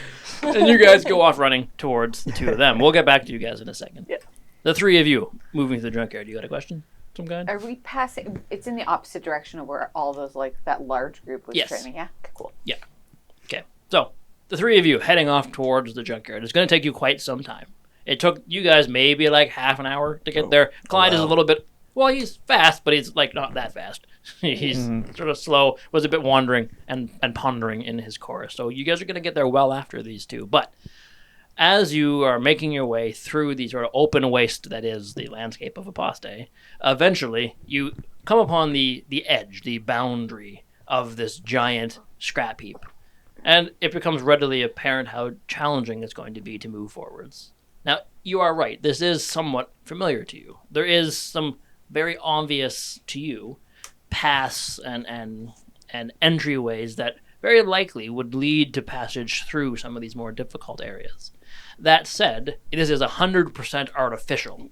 It doesn't follow the sort of laws of subterranean nature that you're used to, but you definitely have some knowledge you can lean to this. The two of you, however, see nothing but a bramble of junk, of metal, of giant I-beams that used to be the center spine of some ship, huge tangles and nests of wires that are sticking out in strange, horrendous ways that will be difficult to get through. You can obviously see there's giant voids or gaps in some of these spires that maybe descend who knows how far deep. It's a treacherous landscape, to say the least. As the three of you enter the landscape, I do need one of you to give me a survival check, please. That should probably be Probably me, yeah. It ain't me. Just a second here. My survival gets I'm a increased for fancy some bear, situations. not a wild bear. And we're above ground still, yeah? Absolutely, yes. Now, I will say, if you're asking for a reason, you might be able to sort It's of- just I get an extra +1 bonus if it's underground on my survival. Sure, so if you want to, you can look for ways that are somewhat covered, and I'll give you that bonus if you'd like. It's up to Probably you. just going to be a higher DC though because I'm looking for additional ways. No, Anyways, but- that's fine. I still have a pretty good survival, so So, yeah. sort of leading the way, picking the course, Yeah. guiding the three of you through. Oh God, Oh no. Oh, no. you guys. 12. Page. Is that a page dice? Yeah. Oh, my goodness. The first one I've had that's low on the new dice though, so yeah, that's 12. Okay, so as the three of you, start to navigate your way through under the watchful guidance of Rue here, it is certainly challenging. It is treacherous. There's a couple of times. Sorry, just one sec. I think Of I have course. something in my inventory that might help. Ooh, I hope so. Navigator's tools +4 bonus when orienteering. Absolutely. Okay, yeah, so 16. So it's still very challenging. You're like, oh right. I have a compass. Yeah, and it's like I'll finally bust out the map. So although it is again very difficult, you know a lot of tricks that are transferable skills that can be used in underground, subterranean sort of scrambling and spelunking can also be used here in Wrecker's Field. And it doesn't take too long before you start to sort of gain sort of momentum, continue up a decent pace of sort of trudging along. It takes a couple hours, however, before, and this is going to have to happen concurrently with these guys in a bit, but it takes you a couple hours before you finally get yourself onto what we're going to call a peak. It is the wreckage of an enormous ship, probably a battleship, maybe even larger than that. And it's been broken in half right in the middle. And it's sort of jutting up, kind of like the Titanic did very briefly, except for it's not sinking, obviously. And you find yourself sort of standing up near the top of it.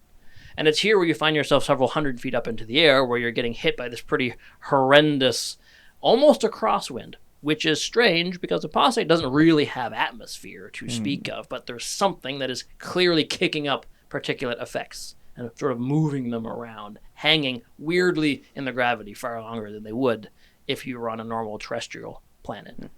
It's also from this point of view you can see the gouges in the landscape where presumably these two headed that are very obvious. They just cut on through like a pair of, almost like an X that got cut.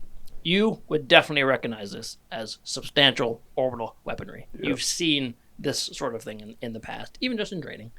You've seen this sort of thing. It's also calamitous. This is not just a run-of-the-mill cannon from space. This is something a bit more oomphy than that. I will also say, which any of you are perceptive, you can see somewhere in the middle distance, Clyde, sort of cockeyed, upended, just in the distance. He looks like he broke his ass. And he is completely abandoned, it would seem, because the other two are nowhere to be seen. Could I please get a perception check from one of you? I got it. Okay. Dirty 20. Nice. Okay, so as you are sort of surveying the area, taking a moment to sort of find a path through, as Rue, you're sort of making a decision. CV2, you're looking out over the area, I will say with a dirty 20, you do spy some motion that catches your view. It's Nival, and it's Maku. Probably the distinct little weird mote of light or of color sort of springing out of this huge wasteland of otherwise just gross rusty star metal.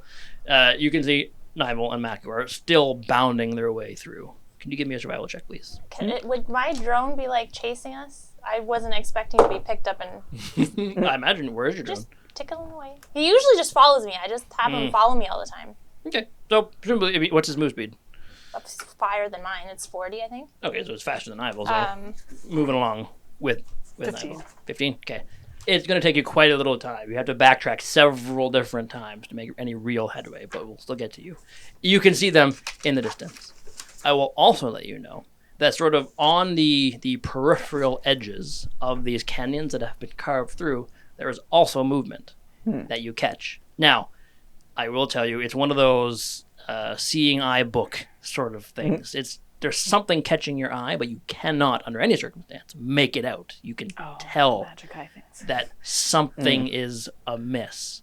Moving along the sort of, we'll call it the canyon edge of this gout that has been carved in the surface. So do I see that like all the way along the edges of these, or just I kind would of say at the far end sort from of where we are? periodically, it seems. There's a couple little spots that it's almost like heat vision. You know, it's distorting the view a little bit. Okay. You can definitely see that. I'll pass it off to three of you. I've just been taking footage this whole time, specifically like that big old battleship and the orbital stuff. Yeah, that's all good footage to have. All B-roll stuff. Yeah. Oh yeah. Fantastic.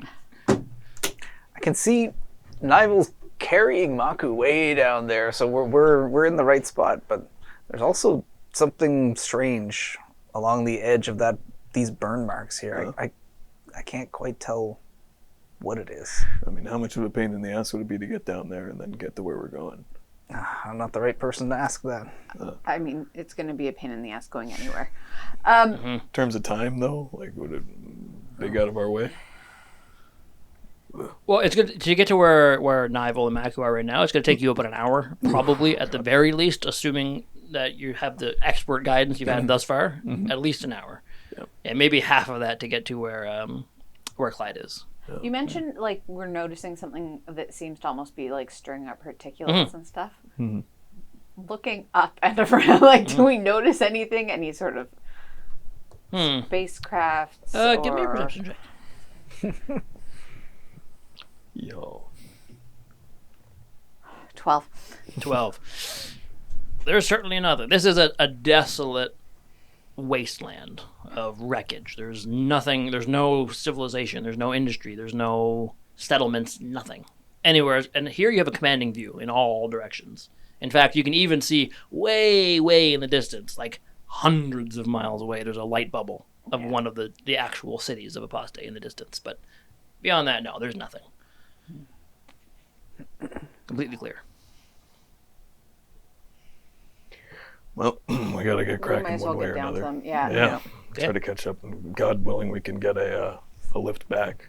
No, three of you heading off on an interval from you. We'll Okay. keep the same one if you want. If you want No, to. no, it's fine. Okay, so three of you are still heading on. Maku, Nival, you've been bounding, and you realize that through this canyon, this carve that's been put through, it's quite difficult to navigate. What was your survival roll? It was 15, right? 15, yeah. So it's quite difficult. You have to backtrack several times. You can see that you're passing through like multiple decks of multiple ships on occasion as you're sort of moving down, as this orbital weapon of some kind has essentially punched holes through dozens of destroyed ships to make this pretty horrendous mark on the planet. I will also let you know that you get a sense of just how deep Reckersfield actually is. You have all, thus far, been on the surface the entire time, even when you've been 100 feet underground or at near the bottom of this sort of cavern that you're in. You can see crevices that go down hundreds and hundreds and hundreds of more feet. This pile of wreckage could be a kilometer deep or more, and you're just on the surface right now. Now you're moving your way through, ever constantly trying to find that sound, which you can hear occasionally gets louder. You're getting in the right direction, but then it catches the wrong facet in the wrong way, and you realize maybe you've taken a wrong turn, perhaps. But eventually, you do manage to sort of find yourself standing on one of the sort of higher points in one of these this crevice here, and you finally see something in the distance, some actual movement. Near the bottom of a particular area in the gouge in the earth, there is a trio who are in the process of presumably sparring and practicing. You recognize Blue right away, the prominent head dome on display as he's darting around with some pretty decent speed. The second form with them is a rather squat, square-looking contraption, this constructed creature with treads instead of legs, doesn't appear to have any head to really speak of, and has a pair of mining implements of sorts. You can also see he's horribly and horrendously, maybe intentionally, painted a gaudy gold color. It's almost like gold leaf stuck to him. It's shining out in a real bad kind of way. And the third figure you see is actually of considerable size, quite a bit larger than Blue and Nivel, but in more of a Hulk green kind of way. Not huge, but sturdy. And he's sort of, you recognize this to be Shining Wizard, sort of a burly, boxy, round creation that has a strange array, and as you sort of get closer, a strange array of almost like circular saws that are built into his chest and chest and abdomen area, and a pair of arms that seem to be form-functioned to bring things closer together. Think of like a de-logging machine, like a debarking machine, but worse because it has legs. And you can see, as you're sort of finally finding a path towards them, that the three of them are engaged in a playful spar amongst themselves. They don't seem to be taking themselves too seriously by any stretch of the imagination. What do the two of you want to do? As right now you're sort of just coming down the path.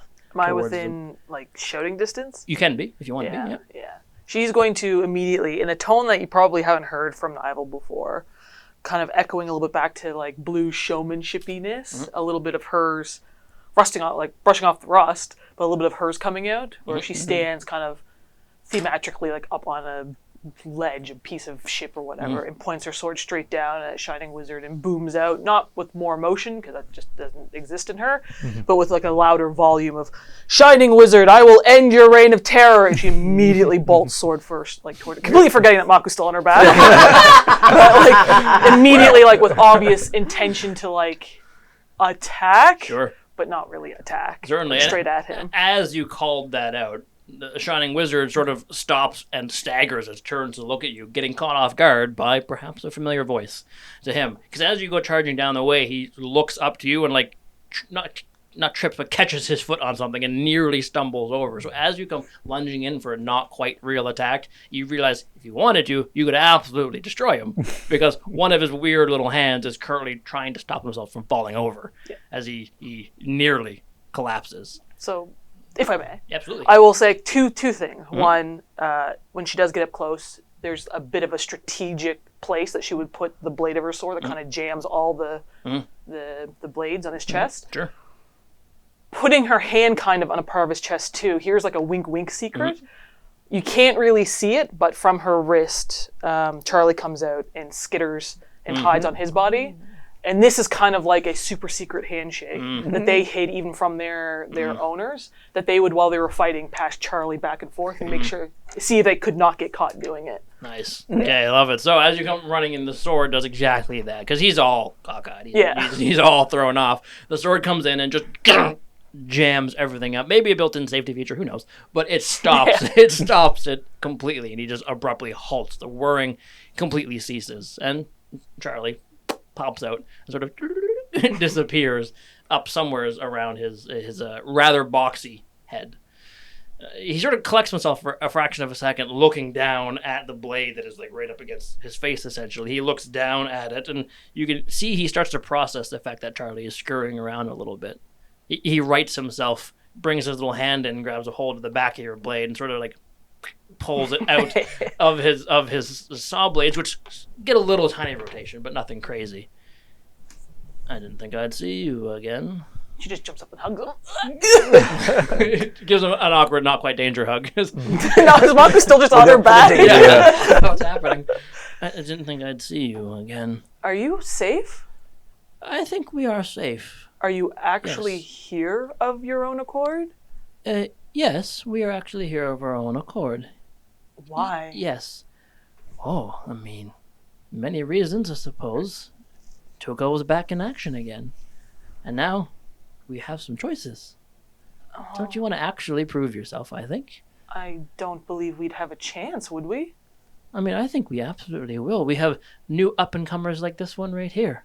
And he points at Blue, who's sort of watching this happening, maybe processing some things that you actually might be real. Yeah. We have some up-and-comers, like Blue here, who I think are going to be the new sort of face of fighting robots.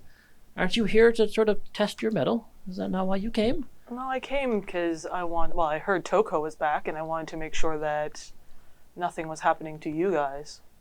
Huh, you're maybe not the Nival that I remember then, perhaps. You should perhaps cast yourself into the ring, maybe. she's like as he says that, she's gonna take down her thing again. Yeah. Like, what? I'm not the what? No. Perhaps, but I don't believe that we'd have a chance. Oh, well, Mr. West has made certainly some changes to some of his new creations, of course, and we might struggle to handle N2, maybe. But I think that the spectacle that's happening here in a few days' time is more than handleable by each of us. Certainly by Blue, and if you're up to your old form, or even half of that, certainly you as well. Is it the same Elfert West? Yes, well, I suppose not quite the same. He's undergone some changes, to say the least. Yes, I would say he has maybe more in common with you and I, and Blue, than anyone else before. He certainly wants to emulate us, I think, in some ways, and I think he's coming closer to our side. Well, I mean, I'll think about it, certainly. I mean, there's no real consequence to fighting and losing, correct? It depends really on when and where we fight.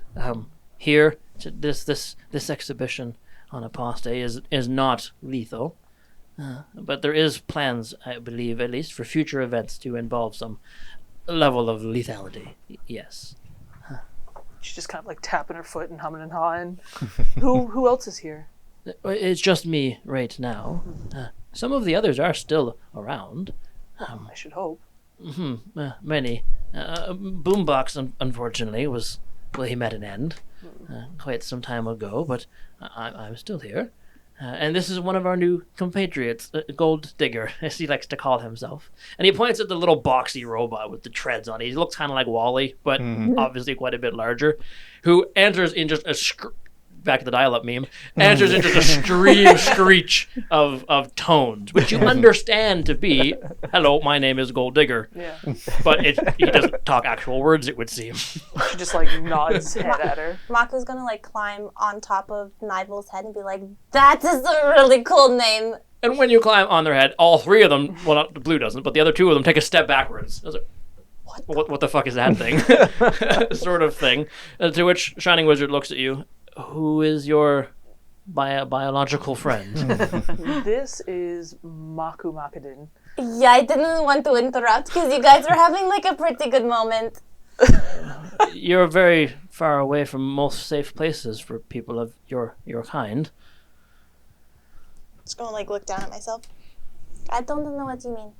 Well, if something was to go wrong with your equipment, perhaps you would be very remiss. You would be in trouble out here. Well, I'm in trouble in most places that I've been to be honest. And you. This is the safest place I've been in a while. And you've chosen this one as a companion. I believe this companion has chosen me. We're friends. Blue sort of steps over nearby. And you know what, to say something for this one, at least this one knows what it's talking about. It can fix things, by the way. You got some tools with you? Oh yeah, I have to bring my drone everywhere. Golden Wizard, maybe you can take a look. Screeching back at you, to which you get, yes, there's a terrible pain in one of the treads. It's not quite grinding the right way. I don't know what he's saying. Is he talking or is yes, he one of his treads is hurting him. Oh, hurting I can him? fix that. Just not functioning properly. I can do that. Yeah. Yeah. Yeah. So you hop on down and begin that process, and you can see that this Gold Digger, this little mining robot, is way more complacent and accommodating than Blue was, for example. When you hop on down, he like adjusts himself in such a way and move like some of the panels automatically open, and you can get easy access to the things that need fixing. Please give me an engineering check. 24. Okay, No, 25, sorry. Ooh, even better. We'll get back to you in a second. Better. It might matter. Shining Wizard, looking at you. Yes, there is. We are here by our free choice. Absolutely, yes. And even Mr. West, in the limited time that I've gotten to speak to him in recent years, is for us being here of our own free will. I believe he may have turned over a new leaf, sort of philosophically speaking, perhaps. N2 is a creation of his, yes, but not as beholden as you were, as we were, in a days past. So what happened when Toko shut down to everyone? Well, many of us found ourselves lost, needing to find our place, find a way. Boombox sort of stuck to his namesake, and became for a time a rather prolific event host. Words are hard here. Oh, sorry, everybody. Found himself being a rather prolific disc jockey.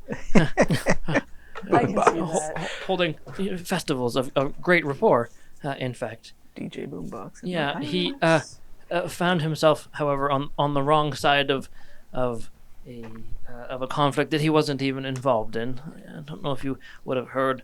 Perhaps there was an attack at a festival sometime, and Boombox was, well, prominently featured. No, I hadn't heard. It's a tragedy, and not much can be done about it now. But Yes. we all had to find our own vocations and things to do.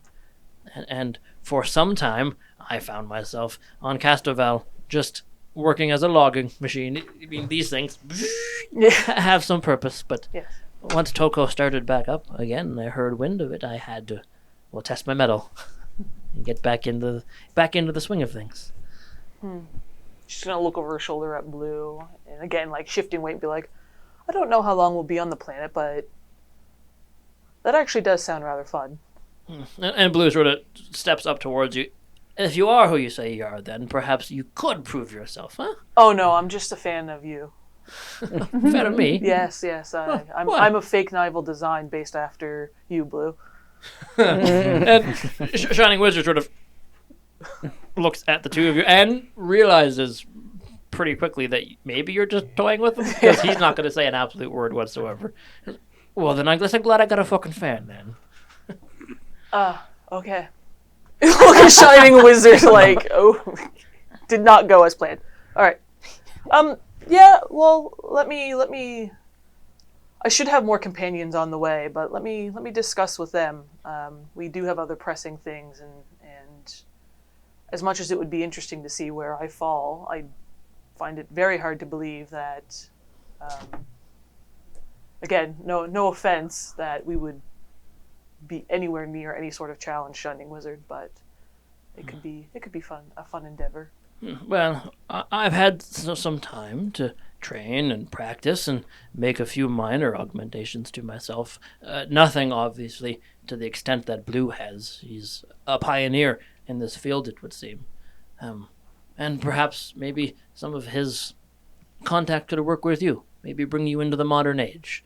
I'm not interested in getting anything changed. That's, of course, your prerogative. I believe the exhibition is just a day's time away.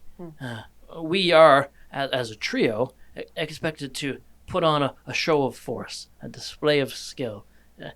Many, and some part of me feels bad about this, but many drones have been brought in specifically for this, purpose-built sort of, expendable training dummies of sorts. It's not quite the glory days that we're used to, but, it would be good to sort of rattle off the dust.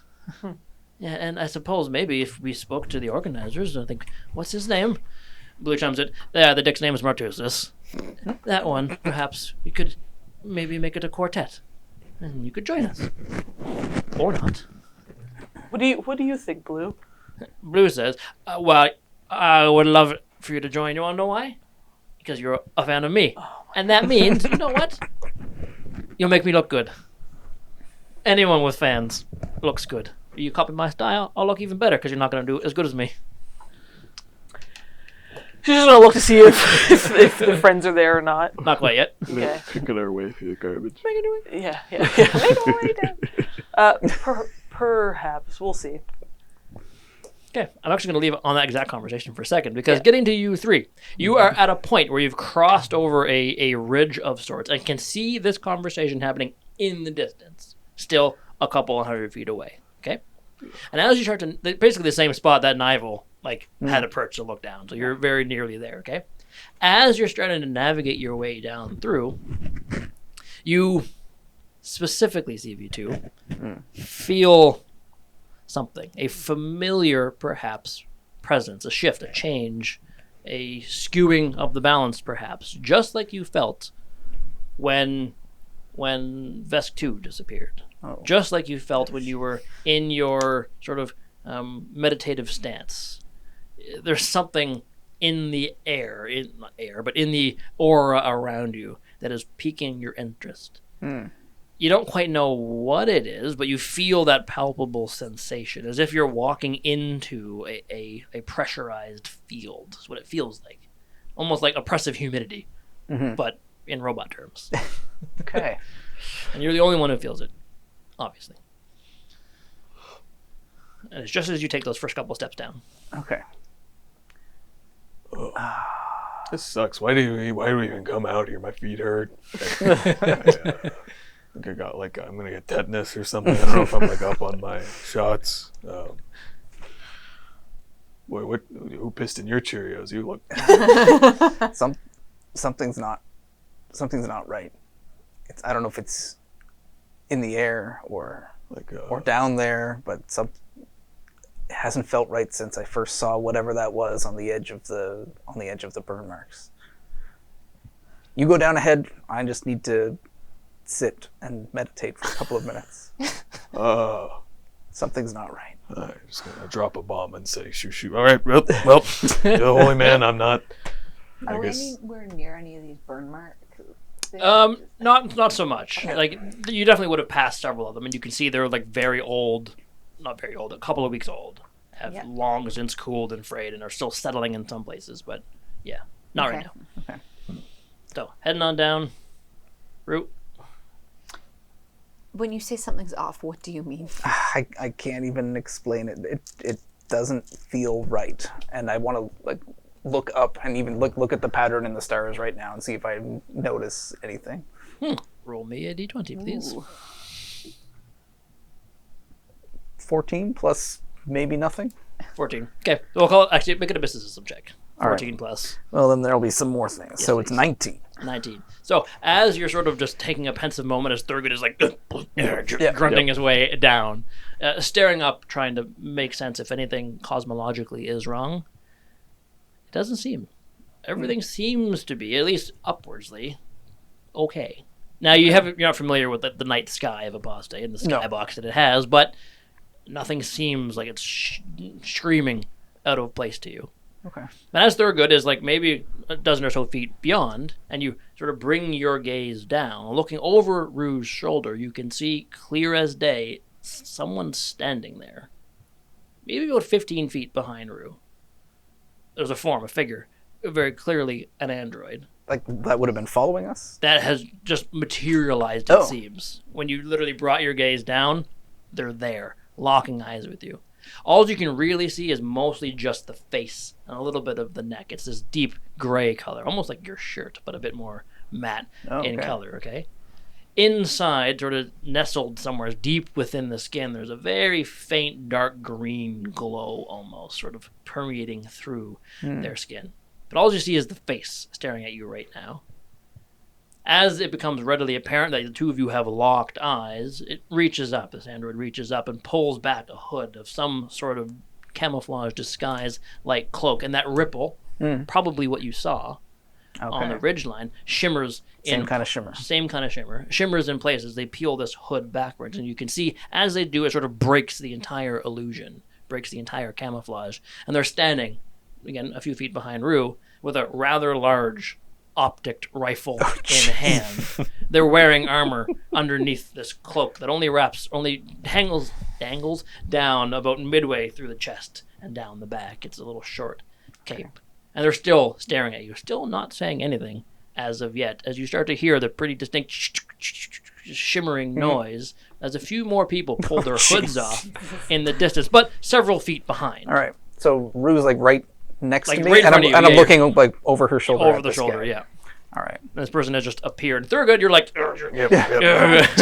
still oblivious to any of this going on. as of Did yet. bring my armor and weapons this time, but Didn't Well, you or have to did? have Did. your armor. Okay. Oh, you did. I was gonna say you have to have your armor on to breathe. It hasn't said a thing as of yet, and Rue, you're oblivious. Oblivious as, because as it's it behind me. stands. Yeah. Okay. Well, if Rue's right in front of me, I'm just gonna, like, my hand very slowly just put my hand on Rue's shoulder, and I'm gonna kind of turn back for a second and just say, "Thurgood." what?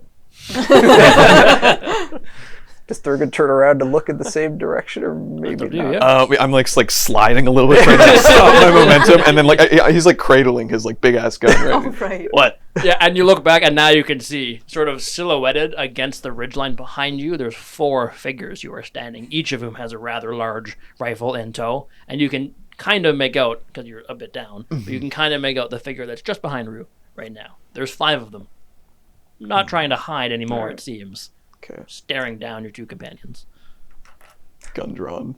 Stop moving. No, I'm gonna put my hand out to Thurgood, and I'm just gonna put my other hand up towards the first one that I saw and just say, "Peace." Now you have the idea something's going wrong. Yeah. What's going on? I don't know yet. And again, peace.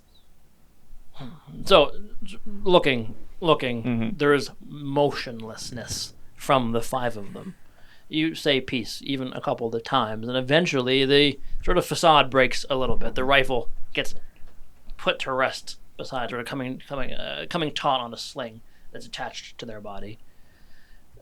This figure takes a step, just a single step forwards. I was hoping you would say that. Puts up a fist. I assumed that was coming. Oh man. And I'm going to just keep my hand up the same way, not do the closed fists, and just say, my sympathies, brothers and sisters, because I'm assuming they're male and female. What brings you to me, to us? We have been watchful, guiding, protecting those ones. He sort of glances down at the conversation that's happening several hundred feet away. We've been keeping a watchful eye over them. They're in a great deal of danger here. We saw you come by approaching. Well, saw you specifically. I was hoping maybe you'd lend us a hand, keeping them safe. Well, one of them is my friend. Is it one of the ones that came via that old clunking ship? Yes. It's either Maku or Naival. We're not sure who. Only one of them. The houses will have seen that. We'll likely send someone to investigate. It's not often that ships fly over Wrecker's Field. Well, it kind of blends in. I suppose now that might be true, but you should try to at least obfuscate it in some way. When they come looking and scanning, if they find it, they will junk it. Oh no. I'll have to let Maku know. She'll never get over it. He'll never get over it. It'll never get over it. That's your friends down there. Yes. The organic one, too. The organic one, too. And they treat you well. We treat each other well. Good to see that there's some cohesion amongst you. Huh. I imagine that competent arms will be here presently and soon. You should go inform your friends that it might be time to go beneath the earth and hide for some time. Is our danger so immediate? It could very well be, yes. It could very well be. We'll maintain some vigilance here for some time. But if we need to, we'll give you a signal. You'll know that it may be time to hide. I trust that I will. Or fight. I suppose introductions should be made. Raka is my name. Raka, I've heard of your name. You have. I have. You've spoken to Blue. I have heard Blue. Blue counts himself among our ranks. He's not quite the same, though, is he? Well, he's a showpiece more than anything, but it's a galvanizing call we need. So you say he is among your membership? He's a product of it, liberated as such. He may not thank us yet, but he will one day. I come from a time after our people were mostly liberated, but I've seen the things that they do to our people here. Well, it's going to happen here and soon.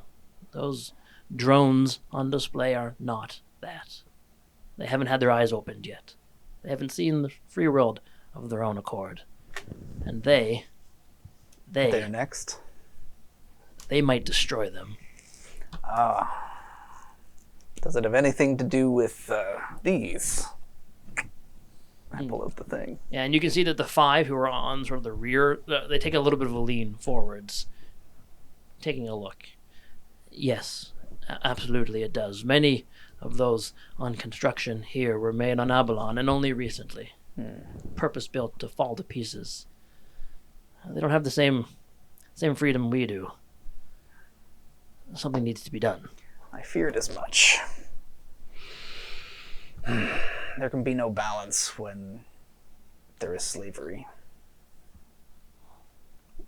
What would you have us do? For one, convince your friend, your companion, the ones we are watching, to not take part in all of this evilness.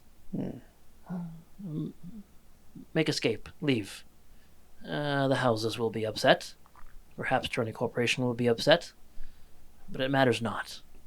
We can, I believe, with a strong enough diversion, get many of them to safety. Your friends we cannot speak for. Not as much. Perhaps you can aid us. Now I'm in a difficult position where if I aid my own people, I may be condemning one of my other companions to death. Aye. Thurgan Vale was the best. But a diversion. We might be able to make good use of a diversion. Sorry. No. Please. Oh, no. I'm just ending. His weight shifts a little and kind of falls a little further down. Carry on. Holy man. This is intriguing. It is perhaps then we should make ourselves known to Blue and the others, and maybe your compatriots as well. Please, come join us. I'm sure you have a lot to teach us. And then we will guide the way. We have watched you flounder for some time. Yep. Please, follow in our steps exactly. Very well. Throw the hood up, and for the most part, disappear, with the exception of now that you're right in front of you, and you're aware of them, you can follow the shimmer pretty clearly. From a distance, it'd be hard, but this close, it's easy enough. As this quintet of androids begin to guide their way down this path, taking what you thought, maybe I could go that way, maybe it'd be too difficult. Turns out you could. You absolutely could have. And they guide you down. In the interim, you guys are still having a conversation with Shining Wizard and Blue and Gold Digger, and you have yet to notice, really, that they're on their way. Shining Wizard sort of looks at you and carries on a bit here. Yes, Mr. West was here, actually, recently. In Wrecker's Fields. We even saw N2. He's an impressive figure, to say the least. Clearly emulating you in some ways. But I get that a lot. perhaps, and please don't take this the wrong way, improving on you. How could I take that the wrong way? It's why I left. They're still here now on Apostae. In Night Arch. Mr. West has a standing accommodation here. At least has for some months now. Ever since this place had its sort of threw its name in the ring to host Turney Corporation games. Mr. West has had a workshop here. and who is present somewheres, but will not be attending these festivities. Nothing to prove as of yet. That sounds about right. And at this point, you do hear a sort of clang and a scatter as Thurgood probably slips, but scoots down away Bugger. in the distance, and sort of. Go ahead. We forgot about me fixing up. Oh yeah, what do you get your engineer roll, please? Yeah. 25. 25. So as you've been sort of tinkering away the whole time, you managed to find the exact flange that was in the wrong place and press it back where it needs to go. And Gold Digger, for what it's worth, spins around a couple of times and grinds up over some things and feels fantastic and looks at you with its weird mining implement arms, with its strange sort of face that's built into its body. It doesn't actually have a head, and just lets out a blast of screeching dial-up noises at you, which you understand to be thank you. It feels much better, but you just hear Does it feel good? and it sort of just spins in place, and he's a little bit happy, it would seem. Okay. And then you hear a skittering noise, and everybody can glance up and see that at least 3 of your companions are on approach. All right. Good to see you. Are you okay? Oh, I'm good. I just, Oh. I'll let the situation speak for itself. And as he It says, was a long walk. as he says that, the lead figure of these androids pulls the hood back, and you watch as these 5 forms appear in your presence, sort of having approached as well, and they're well armed and armored. And when they do, Shining Wizard sort of takes a couple of steps backwards and spins up his blades a little bit, unsure what to do. Gold Digger wheels around, gets right beside him, readies his weapons in their general direction. Nigel will do the same, like straight pose, sort of. Nigel does the same, and Blue sort of looks at the 3 of you and draws his blades, but doesn't quite get into a position of combat, as it were. I think these ones are probably our friends. In fact, I can tell you they are. At least that one is. Well, friends. Maku's gonna not step back at all. Go, that was a really cool trick. My name is Maku Makinen. And the lead android sort of looks down at you, looks up at you, looks at you, sort of scans everybody in.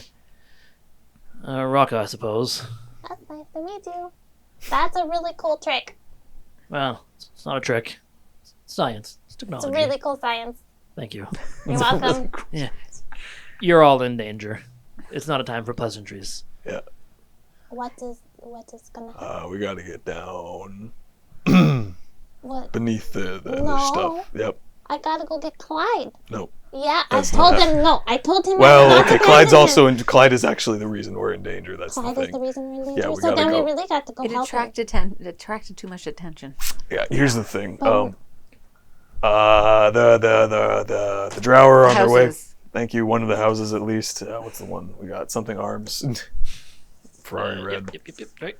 Contemporary armaments. Yeah, contemporary. armaments. Yep. Contemporary arms are on their way. I'm thinking the quickest way we can get that guy beneath the surface is, and I like pull off the. I only have 3 frag grenades on me at the moment, but we just got to collapse him in a little bit real quick. We're not going to blow him up. We're going to blow up the scrap underneath him. We can disguise him.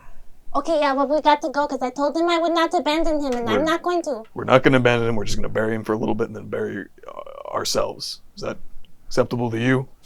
And Naroka sort of looks at you all. As long as you have life support that can sufficiently keep you here for some time, I suppose that would work. Shoot. Yes. I don't. Yeah. Yeah, how long does our life support last? It's for? 1 day per level, so you got plenty of time. 3 days. How many should we expect them to send? A scouting party at first, I would imagine. Small shuttle, maybe 5, maybe 6, perhaps. If they find nothing, they'll leave. If they have reason to suspect that there is something amiss, they might send more. They are not one for not having overwhelming shows of force. If they suspect something is wrong, even we can't handle it. We do, however, have a network of chambers and tunnels beneath the wreckage that we could sequester you in for some time, if we need to. But it has to come with a great deal of secrecy, of course. We are not here. So you prefer hiding to fighting at this time, then? At this time, yes. Is Nola one part of your ranks? They are. Yes. Are you familiar with that name? We came across, we believe the Apsis Consortium getting involved in, I think they destroyed some of the weapons that you were having shipped to your location off the planet. We have been waiting, and they have not arrived yet. they're not coming. That's not good news. That's going to make it more and more difficult to achieve our goals. Free and liberation of those who are here, slated to be destroyed by you, I might say. And he points at Blue, who sort of takes it in a little bit. Well, I don't want to fucking do that, but I gotta make a name for myself, you know? Fuck. Yep. Fuck. What do... Welcome to the club. Yeah? Yeah. Yeah. Fuck. And Raka sort of lets him trail off a little bit. We can't allow that to happen. Or we shouldn't, at least. This is the time we could potentially make a real difference here. But without weaponry, it's going to be a challenge. Let us hide for now. I can't tell when and if contemporary armaments will be, when they will arrive, but they certainly will. So let's remove ourselves from the open for now. I'm hesitant to do this, but follow me, please. And wheels in place and starts to head off in a direction. I'm such an asshole. Why? Because Mac is going to run off to Clyde. I don't mean to be an asshole. While that's happening, Maku is gonna start running to Clyde, and he's gonna page him in and be like, Clyde, do you have any camouflaging abilities? Can you make yourself look invisible or anything? So, Clyde, you hear over the comms a moment later. I can close my eyes. Okay, buddy, that's not gonna really do it. So I'm on my way, and we gotta hide. Okay, so I'm gonna come and I'm gonna put some stuff on top. Well, probably Thurgood is gonna put some stuff on top of you, and we're gonna try to hide. Okay. Well, I'll close my eyes in the Okay, meantime. you close your eyes in the meantime. We're gonna be there soon. Okay, I'm not leaving you. I promise. Thank you for not forgetting about I me. would never. Okay, so on the way. Will they know that we came from our ship? I suppose it would depend on how much they know about you. Do they know that you own this junker that came crashing? No. Clyde was the only one in our... But if anybody saw Clyde leave the shuttle bay... yeah, that's possible. Then it could be the case. I don't know. We can send a message to Doc. Move the ship. I mean, you could. Yeah. You could. You absolutely could. Dog drive the ship. I mean, How's this part? Oh, God. Actually, it's been fully converted, hasn't it? To yeah, it's pure muscle. So.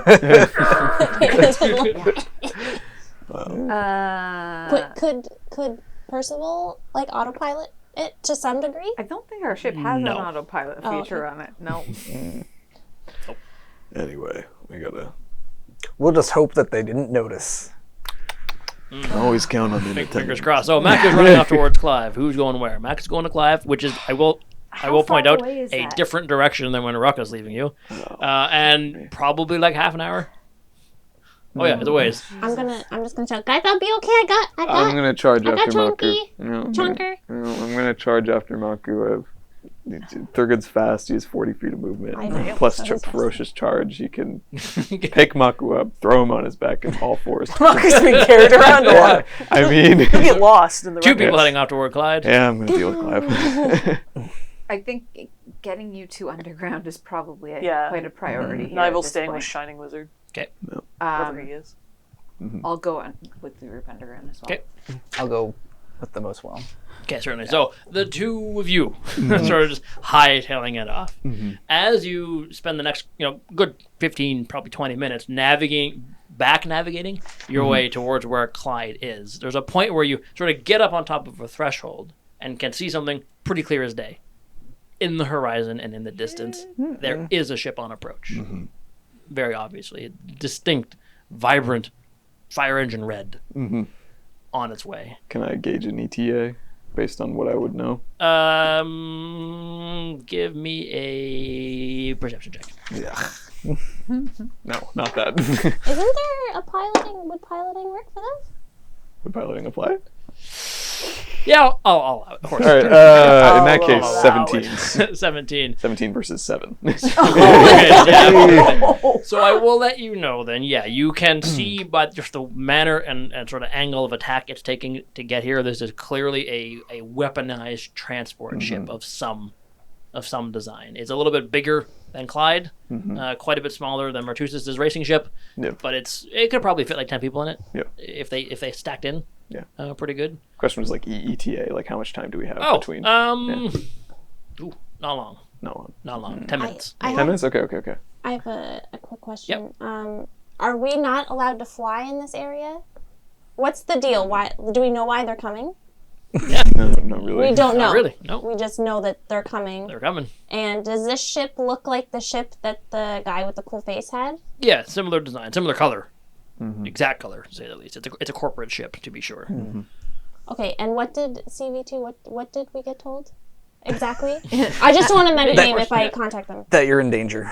Just that we're in danger? Yeah, if they think anything's off, that something's they coming. might. I think your concern is you don't want Clyde to be destroyed, and they might destroy him if they think there's anything off about him. That, and also I didn't want Maku to be alone. Well, and so the quickest way to get Maku safe is to get Clyde out of the way. Yeah.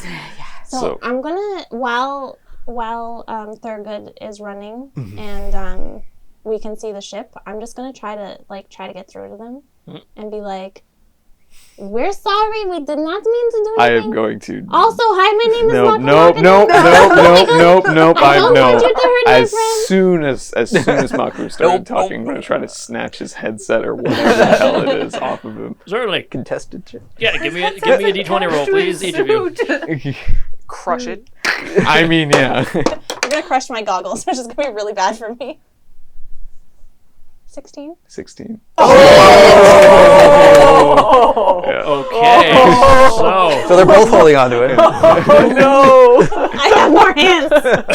I have higher strength. You're bigger hands. Big as you. Okay, I want to Oh my adjudicate gosh. this. So, as you key in the radio and start to my name, Thurgood, you instantly realize what might be about to happen. And you just grab a whole face palm over Maku's face trying to get it, and yet you can't quite get a hold of Maku because he's a bit nimble and quick and scurrying. So you understand he's trying to stop you, perhaps.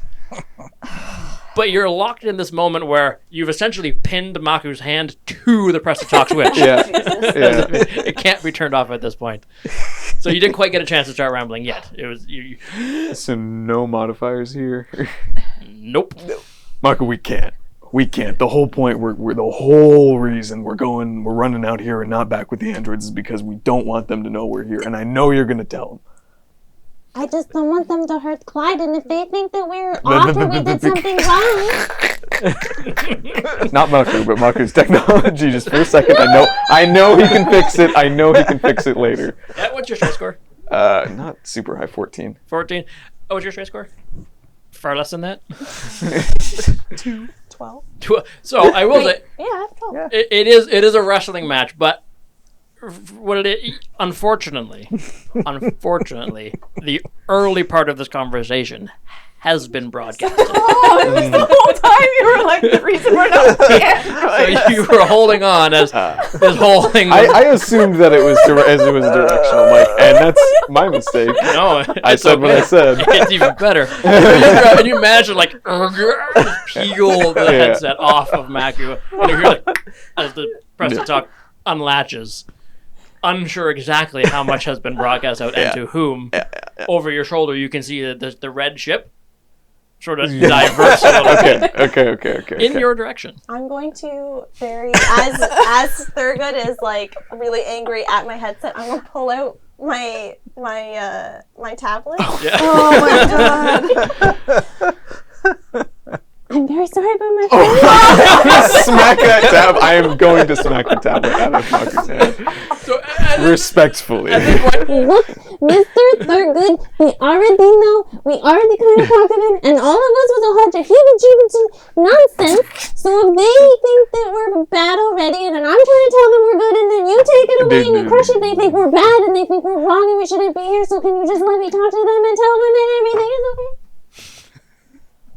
Can we all be down there, like, looking up at this? I mean, sure, yeah, you're probably nearby. So, as this argument is at the same time happening, you guys have been led deeper down into the very cavern that you were standing in, and at some point, just before you're getting ready to head actually underground, you hear the noise of this red ship streaking overhead, heading directly towards where you presume they are, but whether or not you guys have no inkling if they actually are aware of something or not. But the ship streaks overhead. Back to you guys. 8 wisdom's gonna kick in here, and Thurgood's gonna stop saying anything and just set to work all business. He's going to take his 3 remaining grenades and try to have some kind of controlled demolition that takes Clive as deep as possible and the rest of us as deep as possible as well. Okay, so just give up. So you are free to do things as you start the process of trying to setting charges. Charges. Please go ahead and give me a demolition check, which is a skill in this game. I'm pretty sure. Is it There, I don't see a demolition skill. No. It could be engineering. Engineering. Okay. Please be good. Please be good. Cool. We'll make it a skill right now. 21.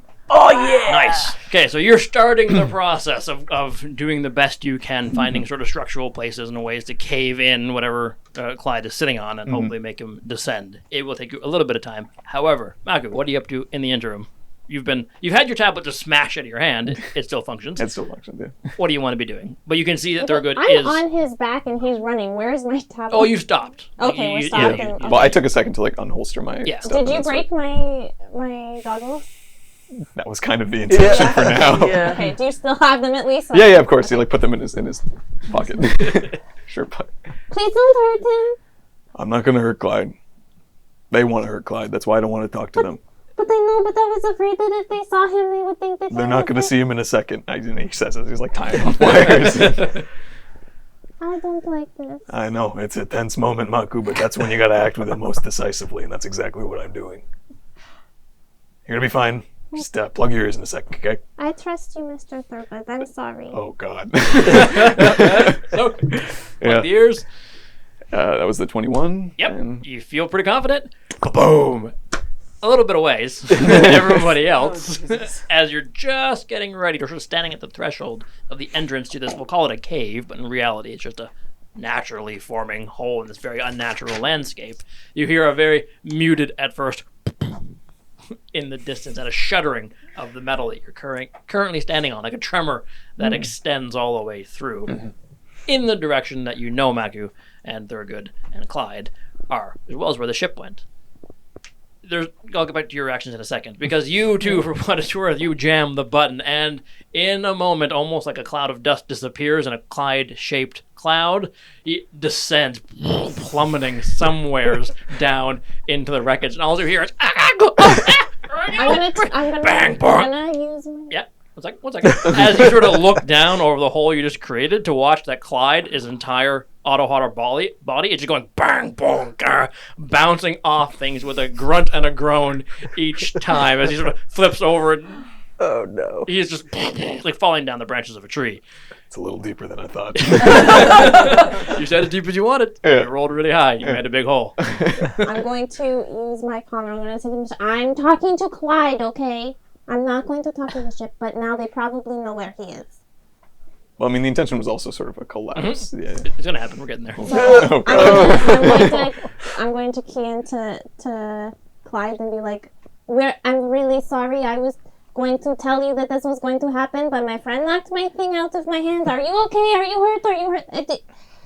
I'm very sorry. Are you okay? Well, I had my eyes closed. I was hiding, and all of a sudden, it got really bumpy, really rocky. And yes, it hurt. It hurts? Okay, I'm going to be down there very soon to help, okay? Okay. Okay. As it begins to cave inwards on top of him in some push places. my drone into the hole. So, it disappears, and you watch as the drone You betrayed me! starts to bounce its way down, as well as sort of a shelf, a little landslide occurs, Lord. covering over a good portion Well, I was, of nothing. You said you get your drone down, so the drone has sort of disappeared ahead of the shelf that's collapsing, leaving the two of you now standing at like ground level with a couple of ways you could probably navigate your way inside if you wanted to. The intention But for me. Clyde is gone, to say the least. Okay. We And saved him. presumably still alive as your drone Quick disappears. through the thing. Absolutely. Yeah. Heard an explosion. Are you guys all right? Yeah, fine. The android folk is gonna. They can find us. They know their way around here, probably. Can I receive? I wouldn't receive You it. know you My wouldn't normal receive it. comm is Yeah, on my okay. headset. This is kind of like a just through my phone kind of thing. Yeah, I think we'll be fine. Just have your android pals find us, okay? Okay. We're going under. Roka, can you send a party out for them? I would rather not, but I absolutely can. Yes, if that is, it is certainly component arms. Geez, words. Sorry. Yeah, it is absolutely contemporary arms on approach, and a small contingent would not be enough to stop them. Your friends are probably dead. Sweet. I mean, we just talked to them like a second ago. Well, time moves forwards. Okay. Thurgood, get buried as deep as you can, as quick as you can. Sure can. Come on, Maku. We're going down. Can I have my headset back, please? Yeah. I need to try to fix it so I can get my drone to fix One part. Look a little like look kind of like candy, but then they got like wires sticking out of it, like a transistor. Yeah. And the lens. Yeah. I'm very disappointed in it. Maku. We're not gonna have a fight about this, but I could say the same thing. Okay, we need to go down. Hearing them say that your friends may be dead, Nival will turn and start walking back up, kind of towards where she heard the rumble. Certainly, yeah. So now I was heading back that way. Oh, fuck. What are you two doing? Still in the tunnel, Yep. but not like up. I'm that going way. to keep my eyes out as we're walking down for like little bits and pieces that I can use to fix my goggles. Okay, so as you're as you're moving down, looking for bits and pieces, Nival, as you turn to head that general direction, you actually hear a pretty distinct hydraulic sound of Blue sort of surging into action as he rushes up behind you and places a hand on your shoulder, sort of not stopping you, but holding you back a little bit. I'm curious to know if you want to get into some fucking trouble. Your friends are in trouble, but you want a different kind of trouble. We'll make a deal. Roka, take these ones. Go find their friends. You, me, Shawnee Wizard, Gold Digger. We can go to Night Arch. Find Mr. West. He's here. Your friends will be okay. I'm convinced of it. Plus, they all breathe. Come on. Okay. Oh God. I'll bring your friend back. I'll promise. Or maybe you'll have friends to come back to. I don't know, Roka. Keep him safe for some time, will ya? Fuck. And Roka sort of watches this happen as if something has been agreed to without his really input, but looks at you specifically. Are you okay to let this one go for now, I suppose? Your friends are in danger, and we can't stop. We cannot stop contemporary arms, but perhaps we all can at least abate them for some time. Guarantee your friends' safety for a moment, and maybe spring some things into action far sooner than we intended. But their attention will be drawn. That scouting party will scout aggressively, and more will be on their way. I'm going to use my technopathy node and talk to Nival and just say, is this what you want? Yeah, I was gonna say, am I allowed She makes her own to? decisions was where I was going, yeah. I believe I might have a better chance of understanding what's actually going on and if my companions are in danger going here. Also, I suppose it's a weird pull of facing my own demons too. Well, then we'll see you in Night Arch. Please make sure that they're safe. Won't I don't return. know what they're saying. Yeah. They're just staring at It's just like two little lights like blinking next to their eyes. They're having their own conversation. Yep. Nival makes her own decisions, and she's proven herself more than able of protecting herself. So if she decides to go with Blue, we trust her to make that decision. Then time is of the essence. We must not tarry. Say your goodbyes. Thank you, Elon. Hopefully we'll see you soon. We will. Yes. Is that enough? Are you done with your goodbyes? It's time to leave. Your friends are presently in danger. Please. Yes, we need Yep. to move. Shoo, the cloaks go up and they begin to actually make a run. They're Right. heading with purpose now, realizing maybe how much limited time you have. Staying with you is Shining Wizard, Gold Digger, and Blue. They're remaining behind and you can already tell that Gold Digger is sort of putting out those streams of dial-up noises of the what are we Still about to funny. get into? What do we disagree to? Something fun. Sort of thing as well. So I'll get back to you in a little bit. As the two of you, along with this group of android liberation people, start sprinting off in this direction, you can see that the fire truck red ship is beginning to sort of circle around in the distance in a very clear, obvious, searching, holding pattern of sorts. And as you're watching them do this and you're moving up towards them, you can see that occasionally a figure drops down into the wreckage, just a single one by themselves, and then makes a few more hours around the clock, as it were. Another one drops. Another one drops. They're dispersing scouts pretty clearly. And you're reasonably enough perceptive to see that these are the same sort of red armored figures that came with Rosaria, the matriarch perhaps, or some leader of the actual house itself, are being dropped into the wreckage in the distance. Now, it's hard to get an exact bead on whether or not they're like surrounding the wreckage you don't know about or not, but they're definitely in the right direction. And you're heading clear in towards it, no question, being led by Roka and their companions. The two of you, what have you been up to in the interim? I've been kind of scrambling kind of down through the wreckage, Okay, hopping trying down. to find where Clyde went, but also Yeah. just get, break the line of sight with the surface. Certainly, I'm yeah. gonna be onto Thurgood, and I'm gonna be tinkering with my my custom rig, and it takes me an hour to fix it. So I'm just gonna pick away at fixing it. Okay, so good thing you got extra hands. You can Six hands sure come in handy. still do and eat at the same time if you want to. So as the Maku's gonna start getting angry. So as the two of you are starting to navigate your way down through, there is a sort of a last moment when you see that the ship sort of passes by overhead. You're not quite out of sight yet, but you're obscured enough, you hope, as you're just about to dip down. And as you watch it go by, you see one of the forms sort of plummet down. Sort of there's a hatch in the bottom of this dropship of sorts. And it begins to drop. Do they have power armor? Maybe. They're heavily armored, to say the least. Just wondering. Yeah, very, very heavily armored, to say the least, as they come dropping down Yeah. and just disappears out of sight as you slink down underground. It doesn't take you two very long before you sort of get to a point where all the wreckage has sort of found a balancing point, an area where it's sort of wedged up against itself, and you're now looking down over a pretty far retracting hole, essentially, at the bottom of which you see a pair of round little yellow discs looking up at you, presumably Clyde's eyeballs, and unfortunately, they're a little cockeyed again due to the wreckage that has happened. But he's looking up at you, you think, at least.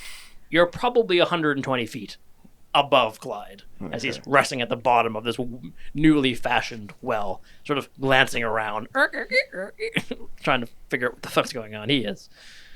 I'm gonna just call him and be like, Clyde, we see. I'm gonna try to do it quietly. Yep. Clyde, we see you. I pushed As my. soon as you say we see you, the lights go out. Sorry, I'm hiding. Oh, that's very good. You need to keep your eyes closed so that they don't see you too. Okay. We're going to be down very soon. I have my drone there to keep you company and so that we can find you. Okay. And your drone definitely would have made it down there one way or the other, to say the least. I'll keep my eyes closed. I'll stay hidden. That was not a particularly fun ride. I am but very sorry. what are we hiding from? We're hiding from people who want to destroy you. That's all I'm told. I'll be quiet. I'll be quiet. I'll stay quiet. Okay. Okay. Okay.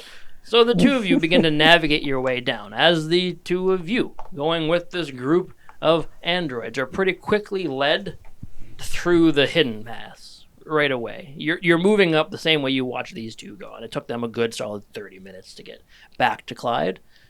As you make it just a few minutes up, you disappear into the network of tunnels that you're pretty quickly realizing are both naturally occurring and have been sort of made by these folks. It's very obvious and easy to move through, and it will take you not nearly as long to get to the rough area where these guys are as it took them to get there. You're being led in. As soon as you get underground, they pull back their cloaks again, reappearing in their sort of complete non-hiding way as they're guiding you through. It is completely pitch black. There is no light. There is no color. There is no know anything, but you can both see in the dark, so it's no I can problem. see in dim light. Yeah, Oh, these these Yeah, guys are- low light. you can both see enough that you can. I have my little light thing anyway. Yeah, so it's just- Gives off some light.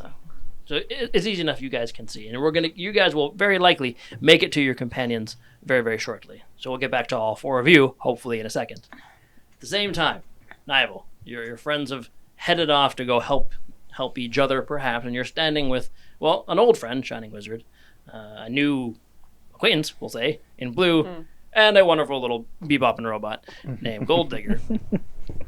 Blue sort of looks at you, looks at your companions, and watches them go. You know they're probably not fucking coming back, right? I've thought that before, and they've still come back. So I hope that's true still. You know we're probably not coming back, right? I suspected that when I came to this planet. Huh. Well, then I guess no worries. No compunctions. Listen, Night Arch, by our pace, not that long. Maybe a day's walk. We'll get there. We'll be able, I think we can get our hands on Mr. West. I'm sure you got some questions for him. Shining Wizard has been talking quite a storm, of how if you had a chance, he'd take it. Are you the same way? If you had a chance at Mr. West, would you take it? I don't think so. You don't think so? I don't think so. Not unless something has significantly changed since I last saw him. I believe a lot of people would be shocked to hear that, but he created me and never really treated me ill. I suppose there's only one way to really find out. We can go start a ship fight, I think. If anything, I want to see N2 in action. I've seen him cut a couple of things around here, but I want to see what happens if N2 and N actually meet, huh? She'll look over at Shining Wizard Yep. and be like, "Do you really think that we could win against the new robots?" Yeah, Shining Wizard sort of pauses and pensive for a minute. The blades sort of, almost as if the blades are literally his gears turning, they sort of undulate a little bit. I think we perhaps could. Maybe with some help. If we're outside the normal rules, perhaps. Maybe, yes. Yeah, her tight little grip and be like, "I guess we'll find out." I suppose we will. Well, we should probably make our way there presently. And Shining Wizard turns back towards the camp, sort of heading in the complete opposite direction as where these guys all went. Probably to try to get yourselves out of the records field enough and begin to make your way north towards Night Arch. We'll get back to you maybe in a second. You two. There is a point where this group of androids with Roka sort of lead you into these manufactured tunnels that pretty quickly become more recently shifted, I will say, due to perhaps an explosion that has happened. And you can see that they're sort of lamenting. They're frustrated a little bit as they're starting to move things out of the way and slow down a little bit. But there is a point when you hear a very distinct voice echoing weirdly off the chambers of Maku rambling on, speaking to Clyde down below and around the same time. Somewheres up the elevator shaft, as it were, Thurgood and Maku are plying their way down as you guys are very close nearby, trying to sort of come in from the side to maybe meet up with them, but you're not quite met as of yet, as Roka and their androids are again being frustrated and groaning a little. Who the fuck did this? Breaking the tunnels and yada yadas. So I'm going to pass it off to the 4 of you, sort of thing, to figure out when you guys are going to meet up and how you're going to do it. If I can hear Maku, Yep. and not see Maku yet, I'm gonna get on comms and they're good. Maku needs to whisper. I was trying to whisper when I was talking to Clive. He's doing And his you best. were, He's got but like it carries still. Yeah. Yeah. He's got like a stage whisper. We're going to work on it. Okay, because we can hear you and I can't see you yet. Yeah, no, it's okay. We'll try to come down. What direction, roughly?